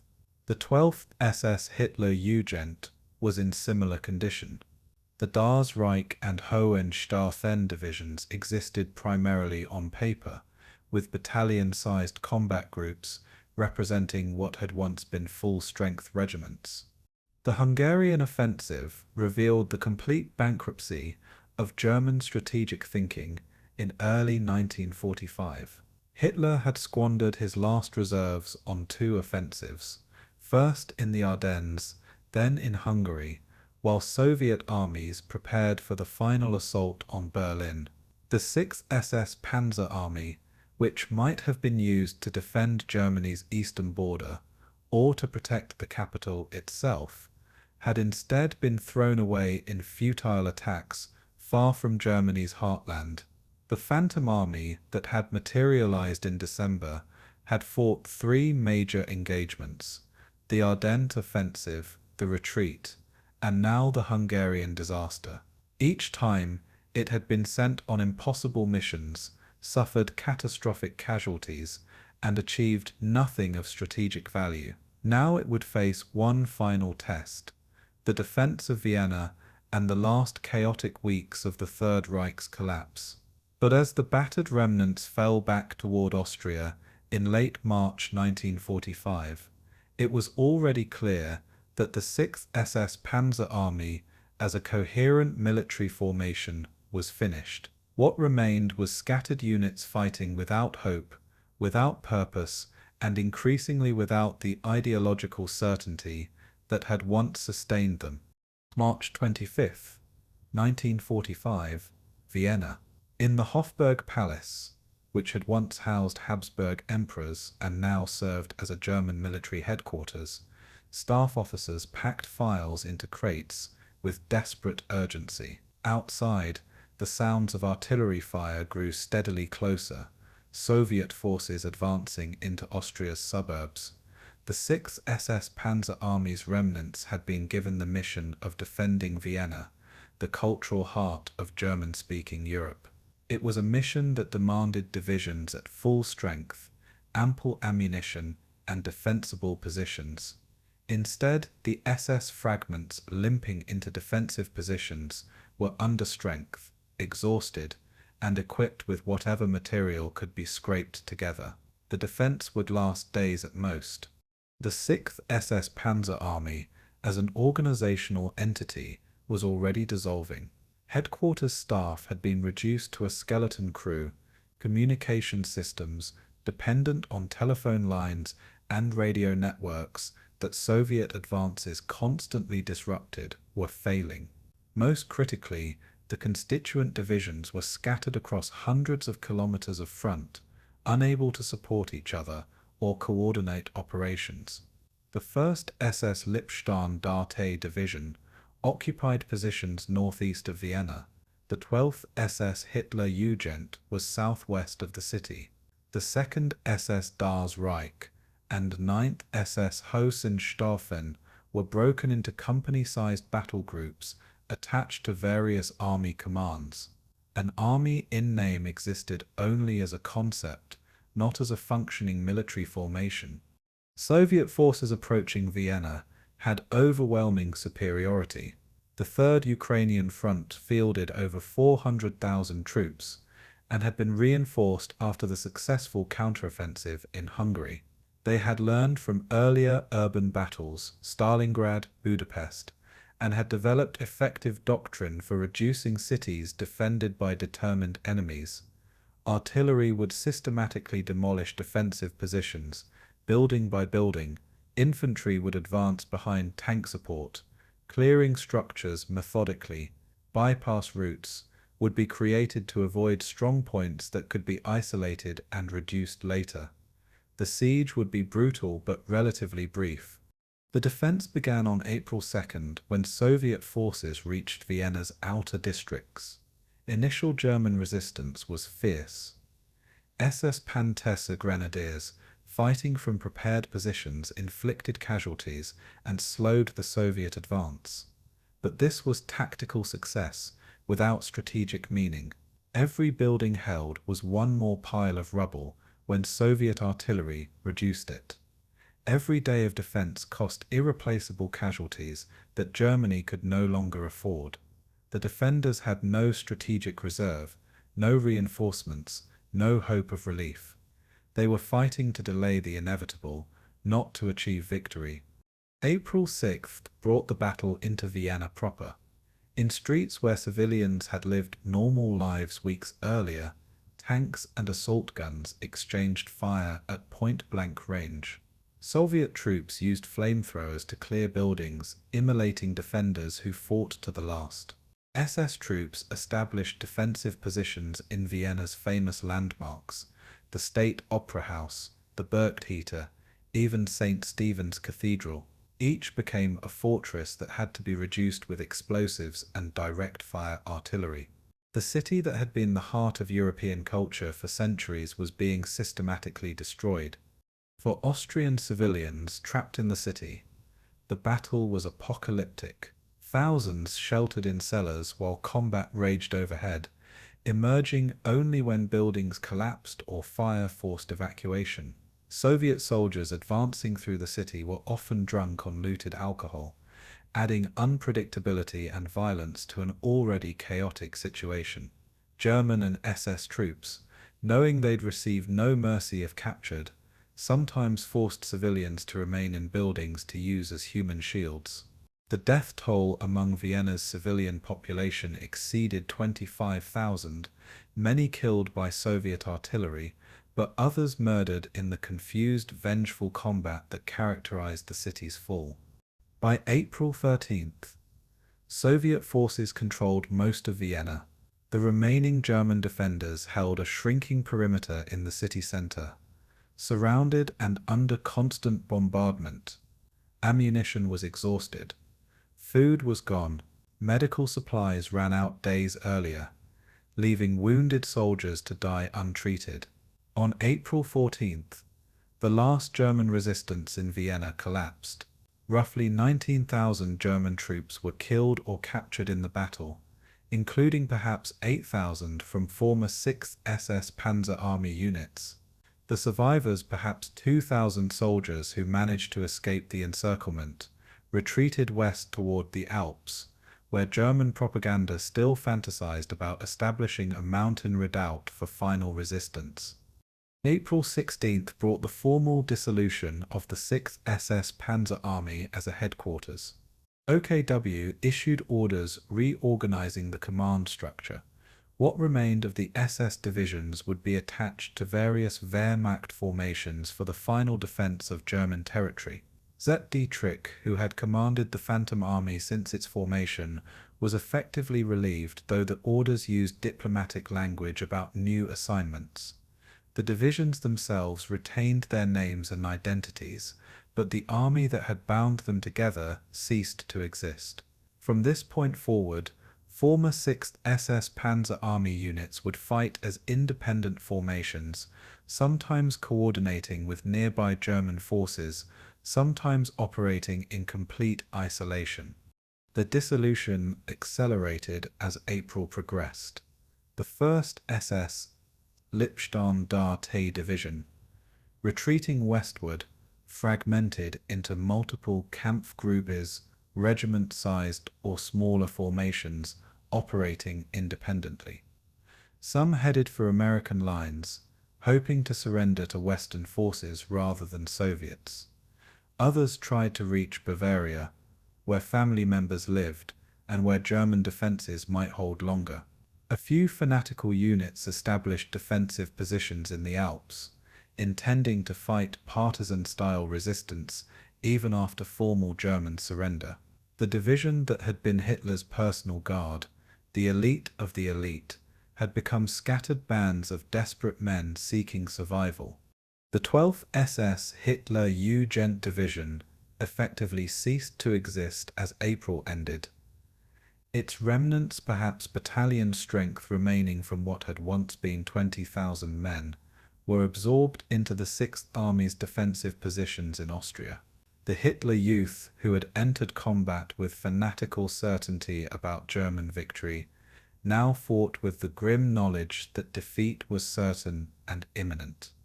Many were captured in small groups, surrendering when ammunition ran out, or positions became untenable. Others simply deserted, discarding SS uniforms that marked them for special Soviet attention and attempting to blend into refugee streams.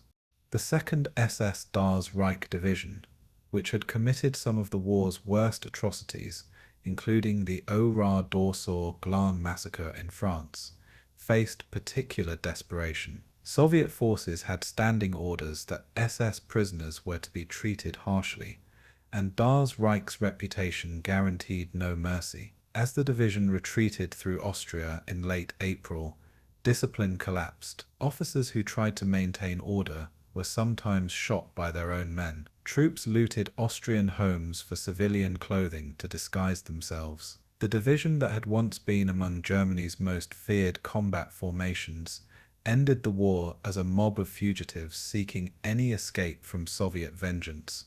April 20th, Hitler's birthday, marked the final large-scale combat involving former 6th SS Panzer Army units.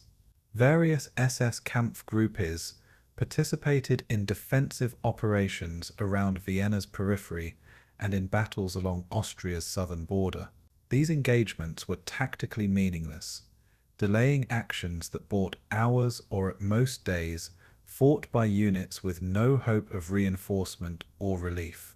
But they continued because neither Soviet forces nor SS troops were offering or accepting surrender in most circumstances. The battles acquired a nihilistic quality, fighting for its own sake when strategic objectives had become irrelevant. By April 25th, the larger strategic situation was collapsing completely. Berlin was encircled. American and Soviet forces had linked up on the Elbe River, cutting Germany in half. The 9th and 12th armies were destroyed or surrendering en masse.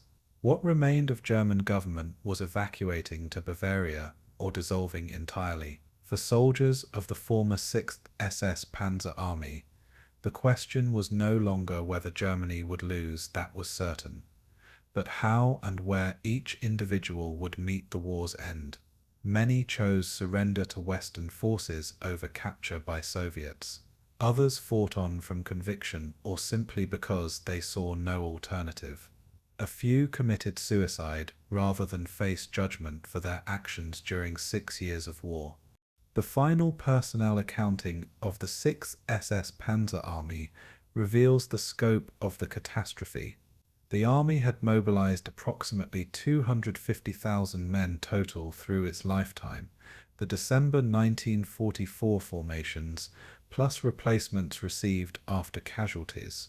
Of these, approximately 40,000 were killed in action. Another 30,000 were wounded seriously enough to be permanently removed from combat. 20,000 were captured by Soviet forces. 15,000 surrendered to Western Allied forces. That accounts for barely half. The remainder, over 140,000 men, were missing. Some were wounded and recovered in hospitals. Others deserted and returned to civilian life. Many simply vanished in the chaos of the war's final weeks, their fates unrecorded and unknowable. The material losses were equally comprehensive. The 6th SS Panzer Army had been equipped with approximately 2,100 tanks and assault guns through its lifetime. Of these, fewer than 50 were surrendered intact to Allied forces. The rest were destroyed in combat, abandoned during retreats, or blown up by their crews. Each vehicle had cost 6 months to a year of factory production. Each represented strategic materials, steel, rubber, optical glass, that Germany could no longer afford to expend. The equipment destruction rate exceeded 97%. For a military formation, this represents near total annihilation. The human dimension of the dissolution was captured in thousands of individual stories. Young soldiers who had joined the Waffen-SS seeking glory found themselves instead in nightmare situations, surrounded in Gleize, retreating through Hungarian mud, defending Vienna's ruins. Veterans who had fought since 1941, who had seen Moscow and Kursk and Normandy, now faced the collapse of everything they'd fought for. Officers who had committed atrocities during campaigns now faced judgment, Some would hang at Nuremberg or other war crimes trials, others would serve long prison terms, a few would escape justice entirely. The dissolution of the 6th SS Panzer Army wasn't just a military defeat, it was the disintegration of the Nazi regime's physical embodiment, the armed forces that had carried ideology into practice. By month's end, as April became May 1945, the 6th SS Panzer Army existed only in the most technical sense. Former units continued fighting in scattered locations, but as independent formations without coordination or purpose. The Phantom Army that had materialized so dramatically in December had dissolved completely by spring. What remained were fragments, survivors, refugees from a defeated ideology, and a destroyed military machine. The final chapter of the 6th SS Panzer Army's story would be written in the war's last days, as units surrendered or fought to annihilation, as soldiers chose between captivity and flight, and as the judgment of history began to assess what this formation had attempted and what it had ultimately achieved, which was nothing except to accelerate Germany's defeat and add tens of thousands more names to the war's casualty lists. April 16th, 1945, Berlin. In the city's subway tunnels, converted into emergency headquarters and hospitals, remnants of the 11th SS Norrland Panzergrenadier Division prepared for battle. This division, recruited largely from Scandinavian volunteers and transferred into the 6th SS Panzer Army in February, represented the Phantom Army's last desperate contribution to the defense of Nazi Germany's capital. Outside, over 2.5 million Soviet troops surrounded the city, supported by 6,000 tanks and over 40,000 artillery pieces. The defenders numbered perhaps 300,000, many of them boys from the Hitler Youth or old men from the Volkssturm militia. The outcome was foreordained, but the battle would be fought anyway. The Soviet assault on Berlin began with an artillery barrage unprecedented in history. Over 9,000 guns opened fire simultaneously, turning the eastern approaches into a firestorm that killed thousands before ground assault even began. German defensive positions, many improvised in recent days, simply disintegrated. But in other sectors where buildings provided cover and defensive positions had been prepared, resistance proved surprisingly tenacious. SS troops, knowing capture meant almost certain execution, fought with desperate ferocity. Every building became a fortress. Every block had to be taken at the cost of dozens or hundreds of Soviet casualties. The Norrland Division's stand became emblematic of Berlin's final agony. Deployed in the government quarter near the Reichstag, these SS troops held positions mere blocks from Hitler's bunker. They fought with a mixture of fanaticism. These were true believers who had volunteered for service far from their homelands, and pragmatism, born of knowing there was no escape. Soviet assault groups, using flamethrowers and satchel charges, reduced SS strongpoints methodically. The division suffered 50% casualties in 3 days, but held ground measured in city blocks. April 28th brought a moment of surreal horror, even in the context of Berlin's apocalypse. Soviet engineers, attempting to clear German defensive positions in the subway system, opened floodgates on the Landwehrkanal. Water poured into the tunnels where thousands of civilians sheltered alongside military personnel. The flooding killed hundreds, perhaps thousands. Exact numbers remain disputed of wounded soldiers, refugees, and civilians trapped below. SS troops who survived found themselves fighting above ground with no fallback positions, knowing capture was increasingly likely as the defense contracted toward the city center. May 1st marked Hitler's suicide and the beginning of breakout attempts. The remaining SS units in Berlin, including Norrland survivors attempted to escape through Soviet lines rather than surrender. Small groups moved at night through rubble-strewn streets, trying to reach the Tiergarten Park, and from there to western districts where American forces might be reached. Most were killed or captured. Of the approximately 10,000 SS troops in Berlin when the final assault began, perhaps 1,500 escaped. The rest died in combat, committed suicide, or surrendered to face Soviet captivity, often meaning summary execution or slow death in prison camps. While Berlin was experiencing its death throes, very different final battles were unfolding to the south and west. The 1st SS Lippstadt-Darter Division, having retreated across Austria, reached Western Austria and Bavaria in late April.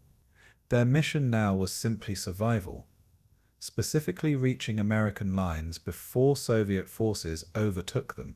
The division split into multiple columns, each seeking its own route west. Behind them, Soviet forces advanced at over 30 kilometers per day, threatening to overtake the retreating Germans. The race west became desperate. Former Lippstadt-Darter troops abandoned all heavy equipment to increase marching speed. Trucks that ran out of fuel were pushed off roads. Artillery pieces were spiked and left behind. Individual soldiers discarded everything except small arms and basic equipment. The columns moved through Austrian and German countryside filled with refugees, German civilians fleeing Soviet advance, displaced persons from across Europe trying to reach home, released prisoners of war, escaped concentration camp inmates, and deserters from multiple armies. The roads became a chaotic river of humanity fleeing the war's end. On May 4th, lead elements of the 1st SS Lippstadt-Darter Division reached the Enns River in Austria, near the town of Steyr. American forces of the 7th Army held the western bank. After 6 years of war, the division that had been Adolf Hitler's personal guard force faced its final moment. Officers negotiated surrender terms with American commanders. The Americans, having heard reports of Malmedy and other SS atrocities, were initially disinclined to accept surrender. Several American soldiers advocated simply shooting the SS troops and claiming they'd been killed in combat. Eventually, military discipline and international law prevailed. On May 8th, as Germany formally surrendered, approximately 1,800 former Lippstadt-Darter soldiers marched into American captivity. This represented perhaps 10% of the division's strength from December 1944. The rest were dead, captured by Soviets, or scattered as individual fugitives. The 2nd SS Das Reich Division's end was equally chaotic, but more dispersed. Having fragmented into small Kampfgruppes during the retreat from Vienna, various Das Reich elements surrendered to American forces at different locations across Austria and Bavaria in the first week of May. Some units fought final engagements against advancing Soviet forces, less from strategic purpose than from the certainty that Soviet capture meant death. Others disintegrated completely, with soldiers discarding uniforms and attempting to blend into civilian populations. The division that had massacred civilians at Oder and Toul and participated in brutal anti-partisan operations across the Soviet Union met no single end. It simply dissolved into its component individuals, each seeking survival. The 9th SS Hohenstaufen Division experienced perhaps the most pathetic conclusion. Retreating into the Austrian Alps in late April, division remnants attempted to establish defensive positions in mountain terrain. German propaganda had spoken for months of an Alpine redoubt, Festung, where Nazi forces would continue resistance indefinitely.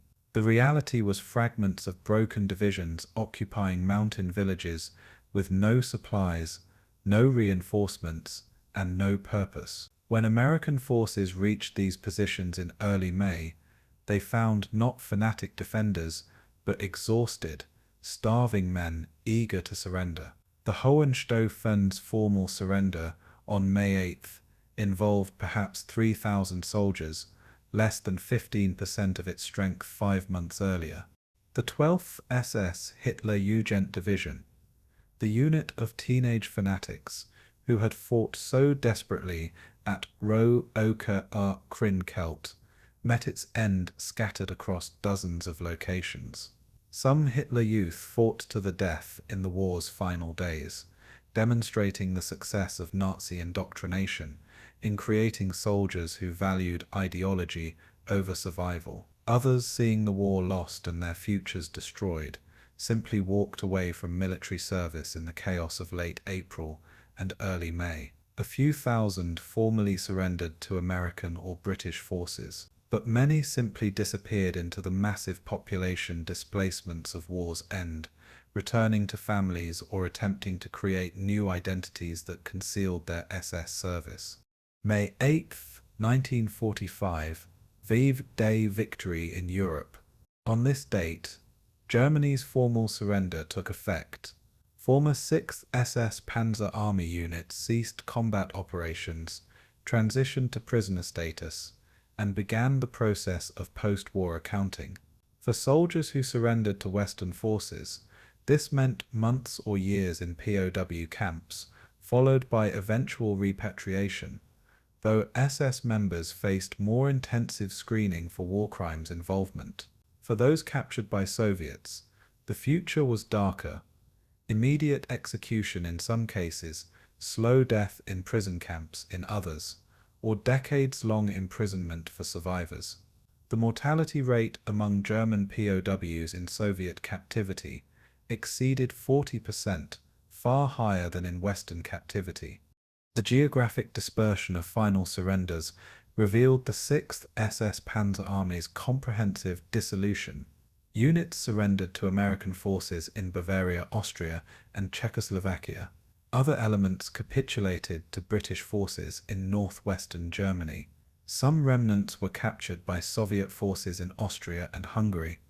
A few isolated groups didn't surrender until weeks after the formal armistice, either unaware of the capitulation or refusing to accept it. The Phantom Army that had assembled with such secrecy in a concentrated area ended scattered across 1,000 kilometers, broken into fragments that bore little resemblance to the elite force of December 1944. For Allied intelligence officers processing SS prisoners, the interrogations revealed the extent of organizational collapse.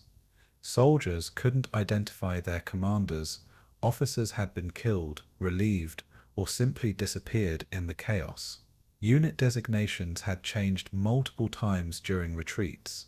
Many prisoners wore uniforms from multiple different formations, having been reassigned repeatedly.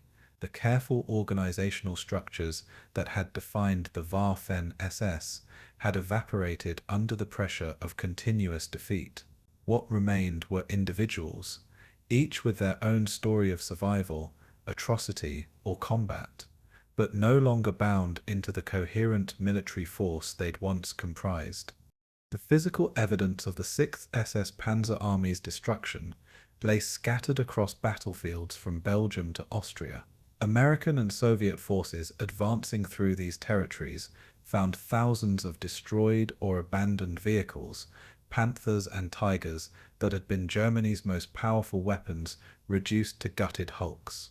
They discovered supply dumps that had never reached forward units. They documented defensive positions that had been briefly held and then abandoned. The material legacy of the Phantom Army was ruins and wreckage, an industrial-scale accumulation of destroyed military hardware that testified to the catastrophic waste of Germany's final offensives. The human stories emerging from the war's end were individually poignant, but collectively overwhelming. Young men who had believed in Nazi victory faced the reality of total defeat. Veterans who had fought for years discovered that their sacrifice had achieved nothing. Officers who had ordered or participated in atrocities now faced justice, some through formal trials, others through summary execution, many through decades of imprisonment.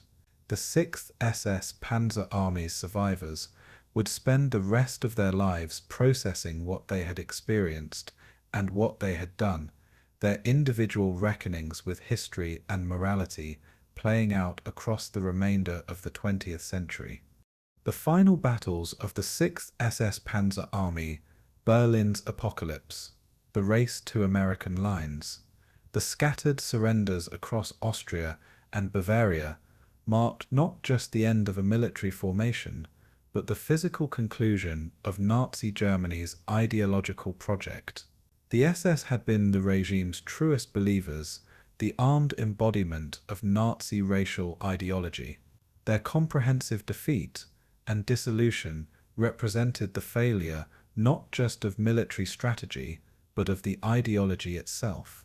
The Phantom Army that had promised to turn the tide of war had instead accelerated Germany's collapse and added tens of thousands more casualties to history's worst war. The final battles resolved nothing except to confirm what had been obvious since the Ardennes offensive failed. Germany was defeated, the SS was destroyed, and the 1,000-year Reich was ending after barely 12 years. May 10th, 1945. A POW camp near Reims, France. American military police separated prisoners into groups, Wehrmacht regulars to one compound, SS members to another. SS troops were easily identified by blood-type tattoos under their left arms, an identification method the Waffen-SS had implemented believing it would speed medical treatment for wounded. Now these tattoos marked bearers for special scrutiny. Former soldiers of the 6th SS Panzer Army found themselves in a separate category entirely. Their unit's roles in the Ardennes offensive and subsequent operations made them particular subjects of interest for Allied intelligence officers compiling evidence of German military operations and potential war crimes. The initial accounting of the 6th SS Panzer Army's existence began with simple numbers. The formation had officially existed for approximately 5 months, from early December 1944 through April 1945. During this period, roughly 250,000 men had served in its divisions at some point. The casualty figures were staggering, even by the standards of World War II's Eastern Front. Approximately 41,000 killed in action, 37,000 wounded seriously enough to be removed permanently from combat, 20,000 captured by Soviet forces.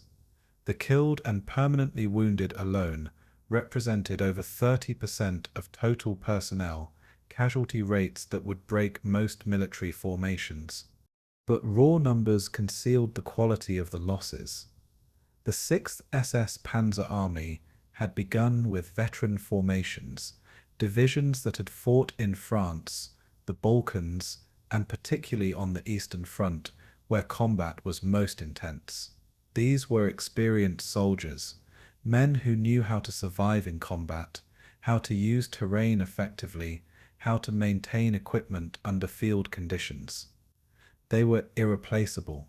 The casualties suffered from December through May stripped away this experienced corps.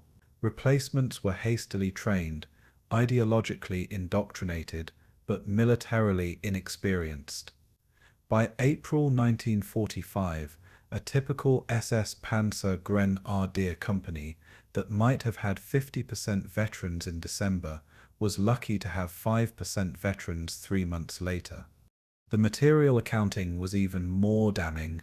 The 6th SS Panzer Army had been equipped with approximately 2,100 tanks and assault guns total through its lifetime. The initial equipment plus replacements received after losses. This represented roughly 30% of total German armor production during the period. Of these vehicles, fewer than 50 survived to be captured intact by Allied forces. The destruction rate exceeded 97%. Each Tiger II cost approximately 800,000 Reichsmarks and required 1 year of production time. Each Panther cost 500,000 Reichsmarks and needed 6 months to produce. The 6th SS Panzer Army had consumed resources equivalent to nearly 3 years of total German tank production in 5 months of operations. The fuel consumption figures revealed the operation's economic insanity. The Ardennes offensive alone consumed approximately 8 million gallons of fuel, diesel and gasoline combined. This represented roughly 6 months of total synthetic fuel production from Germany's hydrogen plants. For this expenditure, German forces advanced at most 45 kilometers before being pushed back to starting positions. The Hungarian offensive consumed another 5 million gallons with similar results. Germany's strategic fuel reserves, carefully husbanded through 1944, were squandered in 2 failed offensives that achieved no lasting gains. The alternative uses for this fuel, supporting defensive operations, enabling strategic retreats, maintaining air defense, would have been far more militarily rational. Ammunition expenditure followed similar patterns. The 6th SS Panzer Army fired approximately 18 million artillery rounds during its 5 months of operations. German artillery production in early 1945 averaged roughly 10 million rounds monthly. 2 months of total production expended to gain and then lose the same territory. Small arms ammunition, over 50 million rounds, represented similar proportions of production. The logistical system that struggled to supply defensive operations was instead diverted to supporting offensives that had minimal chances of success. The opportunity cost was enormous, and arguably shortened the war by making coherent defense impossible. December 1945 brought the Malmedy trial, the first of many legal proceedings addressing 6th SS Panzer Army war crimes. 73 former members of Kampfgruppe Pieper faced charges related to the murder of American POWs. The trial revealed not just the December 16th massacre, but a pattern of prisoner killings throughout the offensive. Evidence showed multiple incidents where captured American soldiers were shot rather than processed as prisoners. The trial became controversial. Defense attorneys alleged coerced confessions and improper interrogation methods. Nevertheless, 43 defendants were convicted, with many receiving death sentences later commuted to imprisonment. Joachim Pieper himself received death sentence, commuted in 1951 to life imprisonment, with eventual release in 1956. Other war crimes investigations followed. The Das Reich Division faced charges related to the Oder and Toul massacres in France. Various SS personnel from all divisions faced charges for atrocities committed during Eastern Front operations, village burnings, partisan reprisals, treatment of Soviet POWs. The trials revealed that the 6th SS Panzer Army, like all Waffen-SS formations, had committed systematic violations of the laws of war throughout its existence. The romantic post-war narrative of SS as elite soldiers, not criminals, was contradicted by extensive documentation of atrocities large and small. The strategic accounting revealed perhaps the most devastating cost: opportunity. A thought experiment conducted by military historians asks what outcomes might have occurred if the 6th SS Panzer Army had been employed differently. If the divisions had been held in reserve and deployed to the Eastern Front in January 1945, when the Soviet Vistula Oder offensive began, could they have stabilized the situation? Probably not permanently, but potentially for weeks or months, allowing more organized withdrawals and reducing Soviet territorial gains. If the resources expended in the Ardennes had instead supported defensive operations along the Rhine, could Germany have delayed Allied crossings? Almost certainly.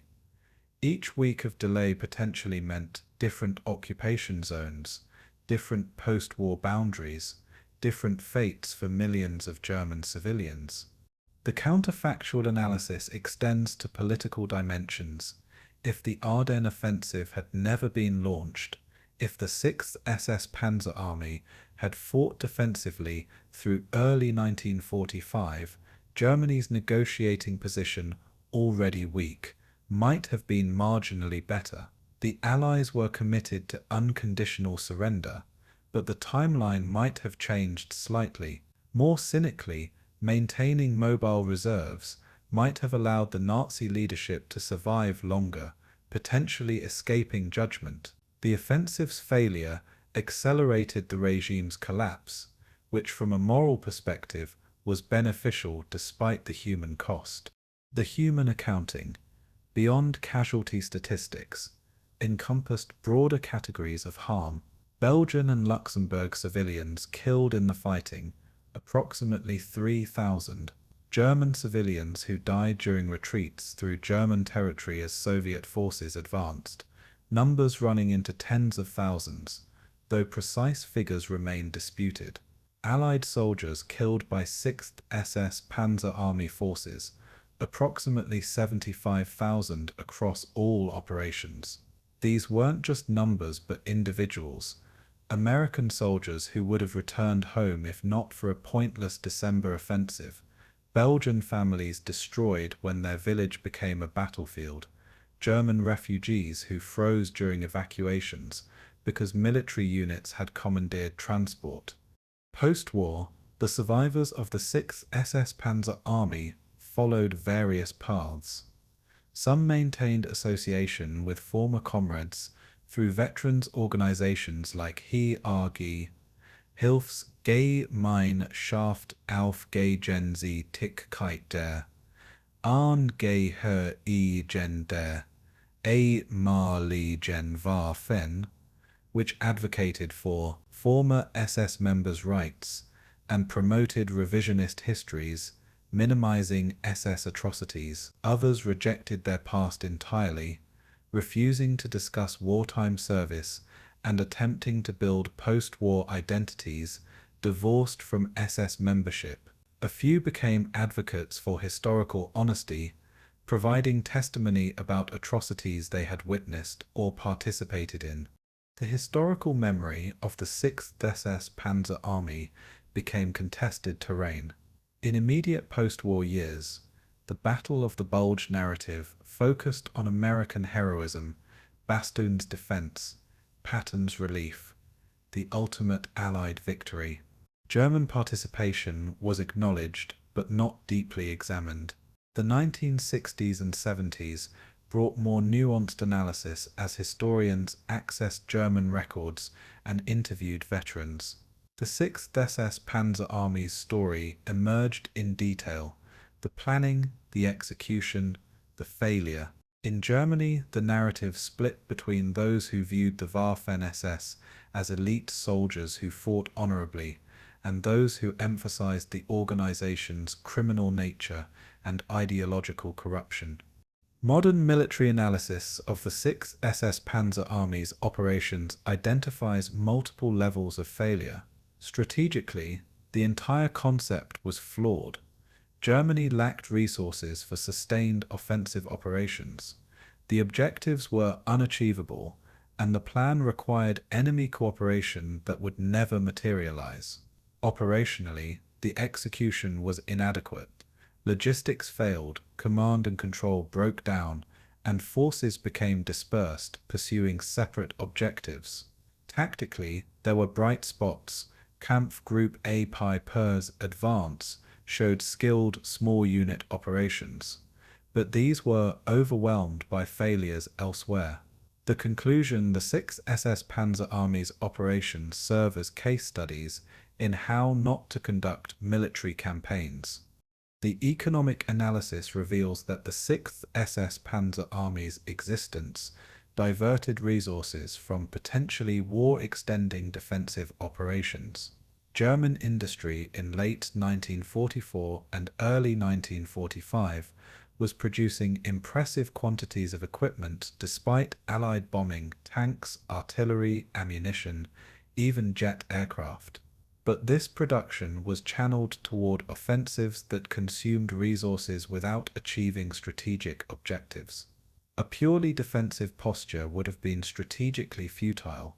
Germany was going to lose, but might have delayed the end by months.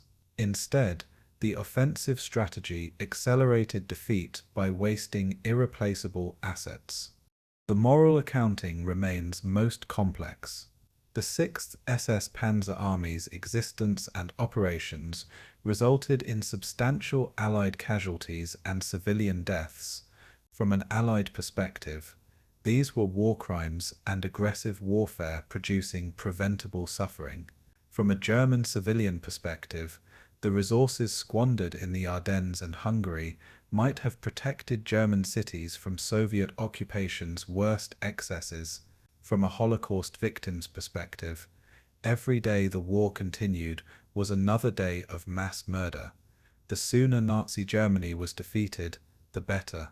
The 6th SS Panzer Army's failure accelerated German defeat, which accelerated the war's end, which saved lives that would have been lost if fighting had continued. The final accounting must acknowledge the sheer wastefulness of the entire enterprise. 250,000 men organized into divisions, equipped with Germany's best weapons, given priority for fuel and supplies, and sent to accomplish what military logic said was impossible. Thousands of lives ended, families destroyed, communities devastated, material consumed, all to achieve nothing except to demonstrate that Nazi Germany's leadership was disconnected from reality. The 6th SS Panzer Army's existence proved that totalitarian ideology produces military catastrophe when allowed to override professional judgment. No amount of soldier quality, equipment sophistication, or tactical skill can overcome strategic lunacy and resource constraints. In the end, the true cost of the 6th SS Panzer Army cannot be calculated solely in numbers. The formation represented the Nazi regime's terminal delusion, the belief that willpower and ideological fervor could overcome material reality. It embodied the moral bankruptcy of the SS as an institution, elite in resources and training, criminal in conduct, futile in achievement. It demonstrated how authoritarian command structures produce military disasters when leaders cannot accept unwelcome truths. And it served as historical evidence that ideological military formations fighting for unjust causes will ultimately fail regardless of their battlefield skills. The Phantom Army that materialized in December 1944 dissolved by May 1945, leaving behind wreckage, casualties, and lessons about the ultimate futility of military excellence serving immoral purposes. The accounting continues decades later, as historians, veterans, and societies still process the legacy of this failed military formation and the catastrophic war it served.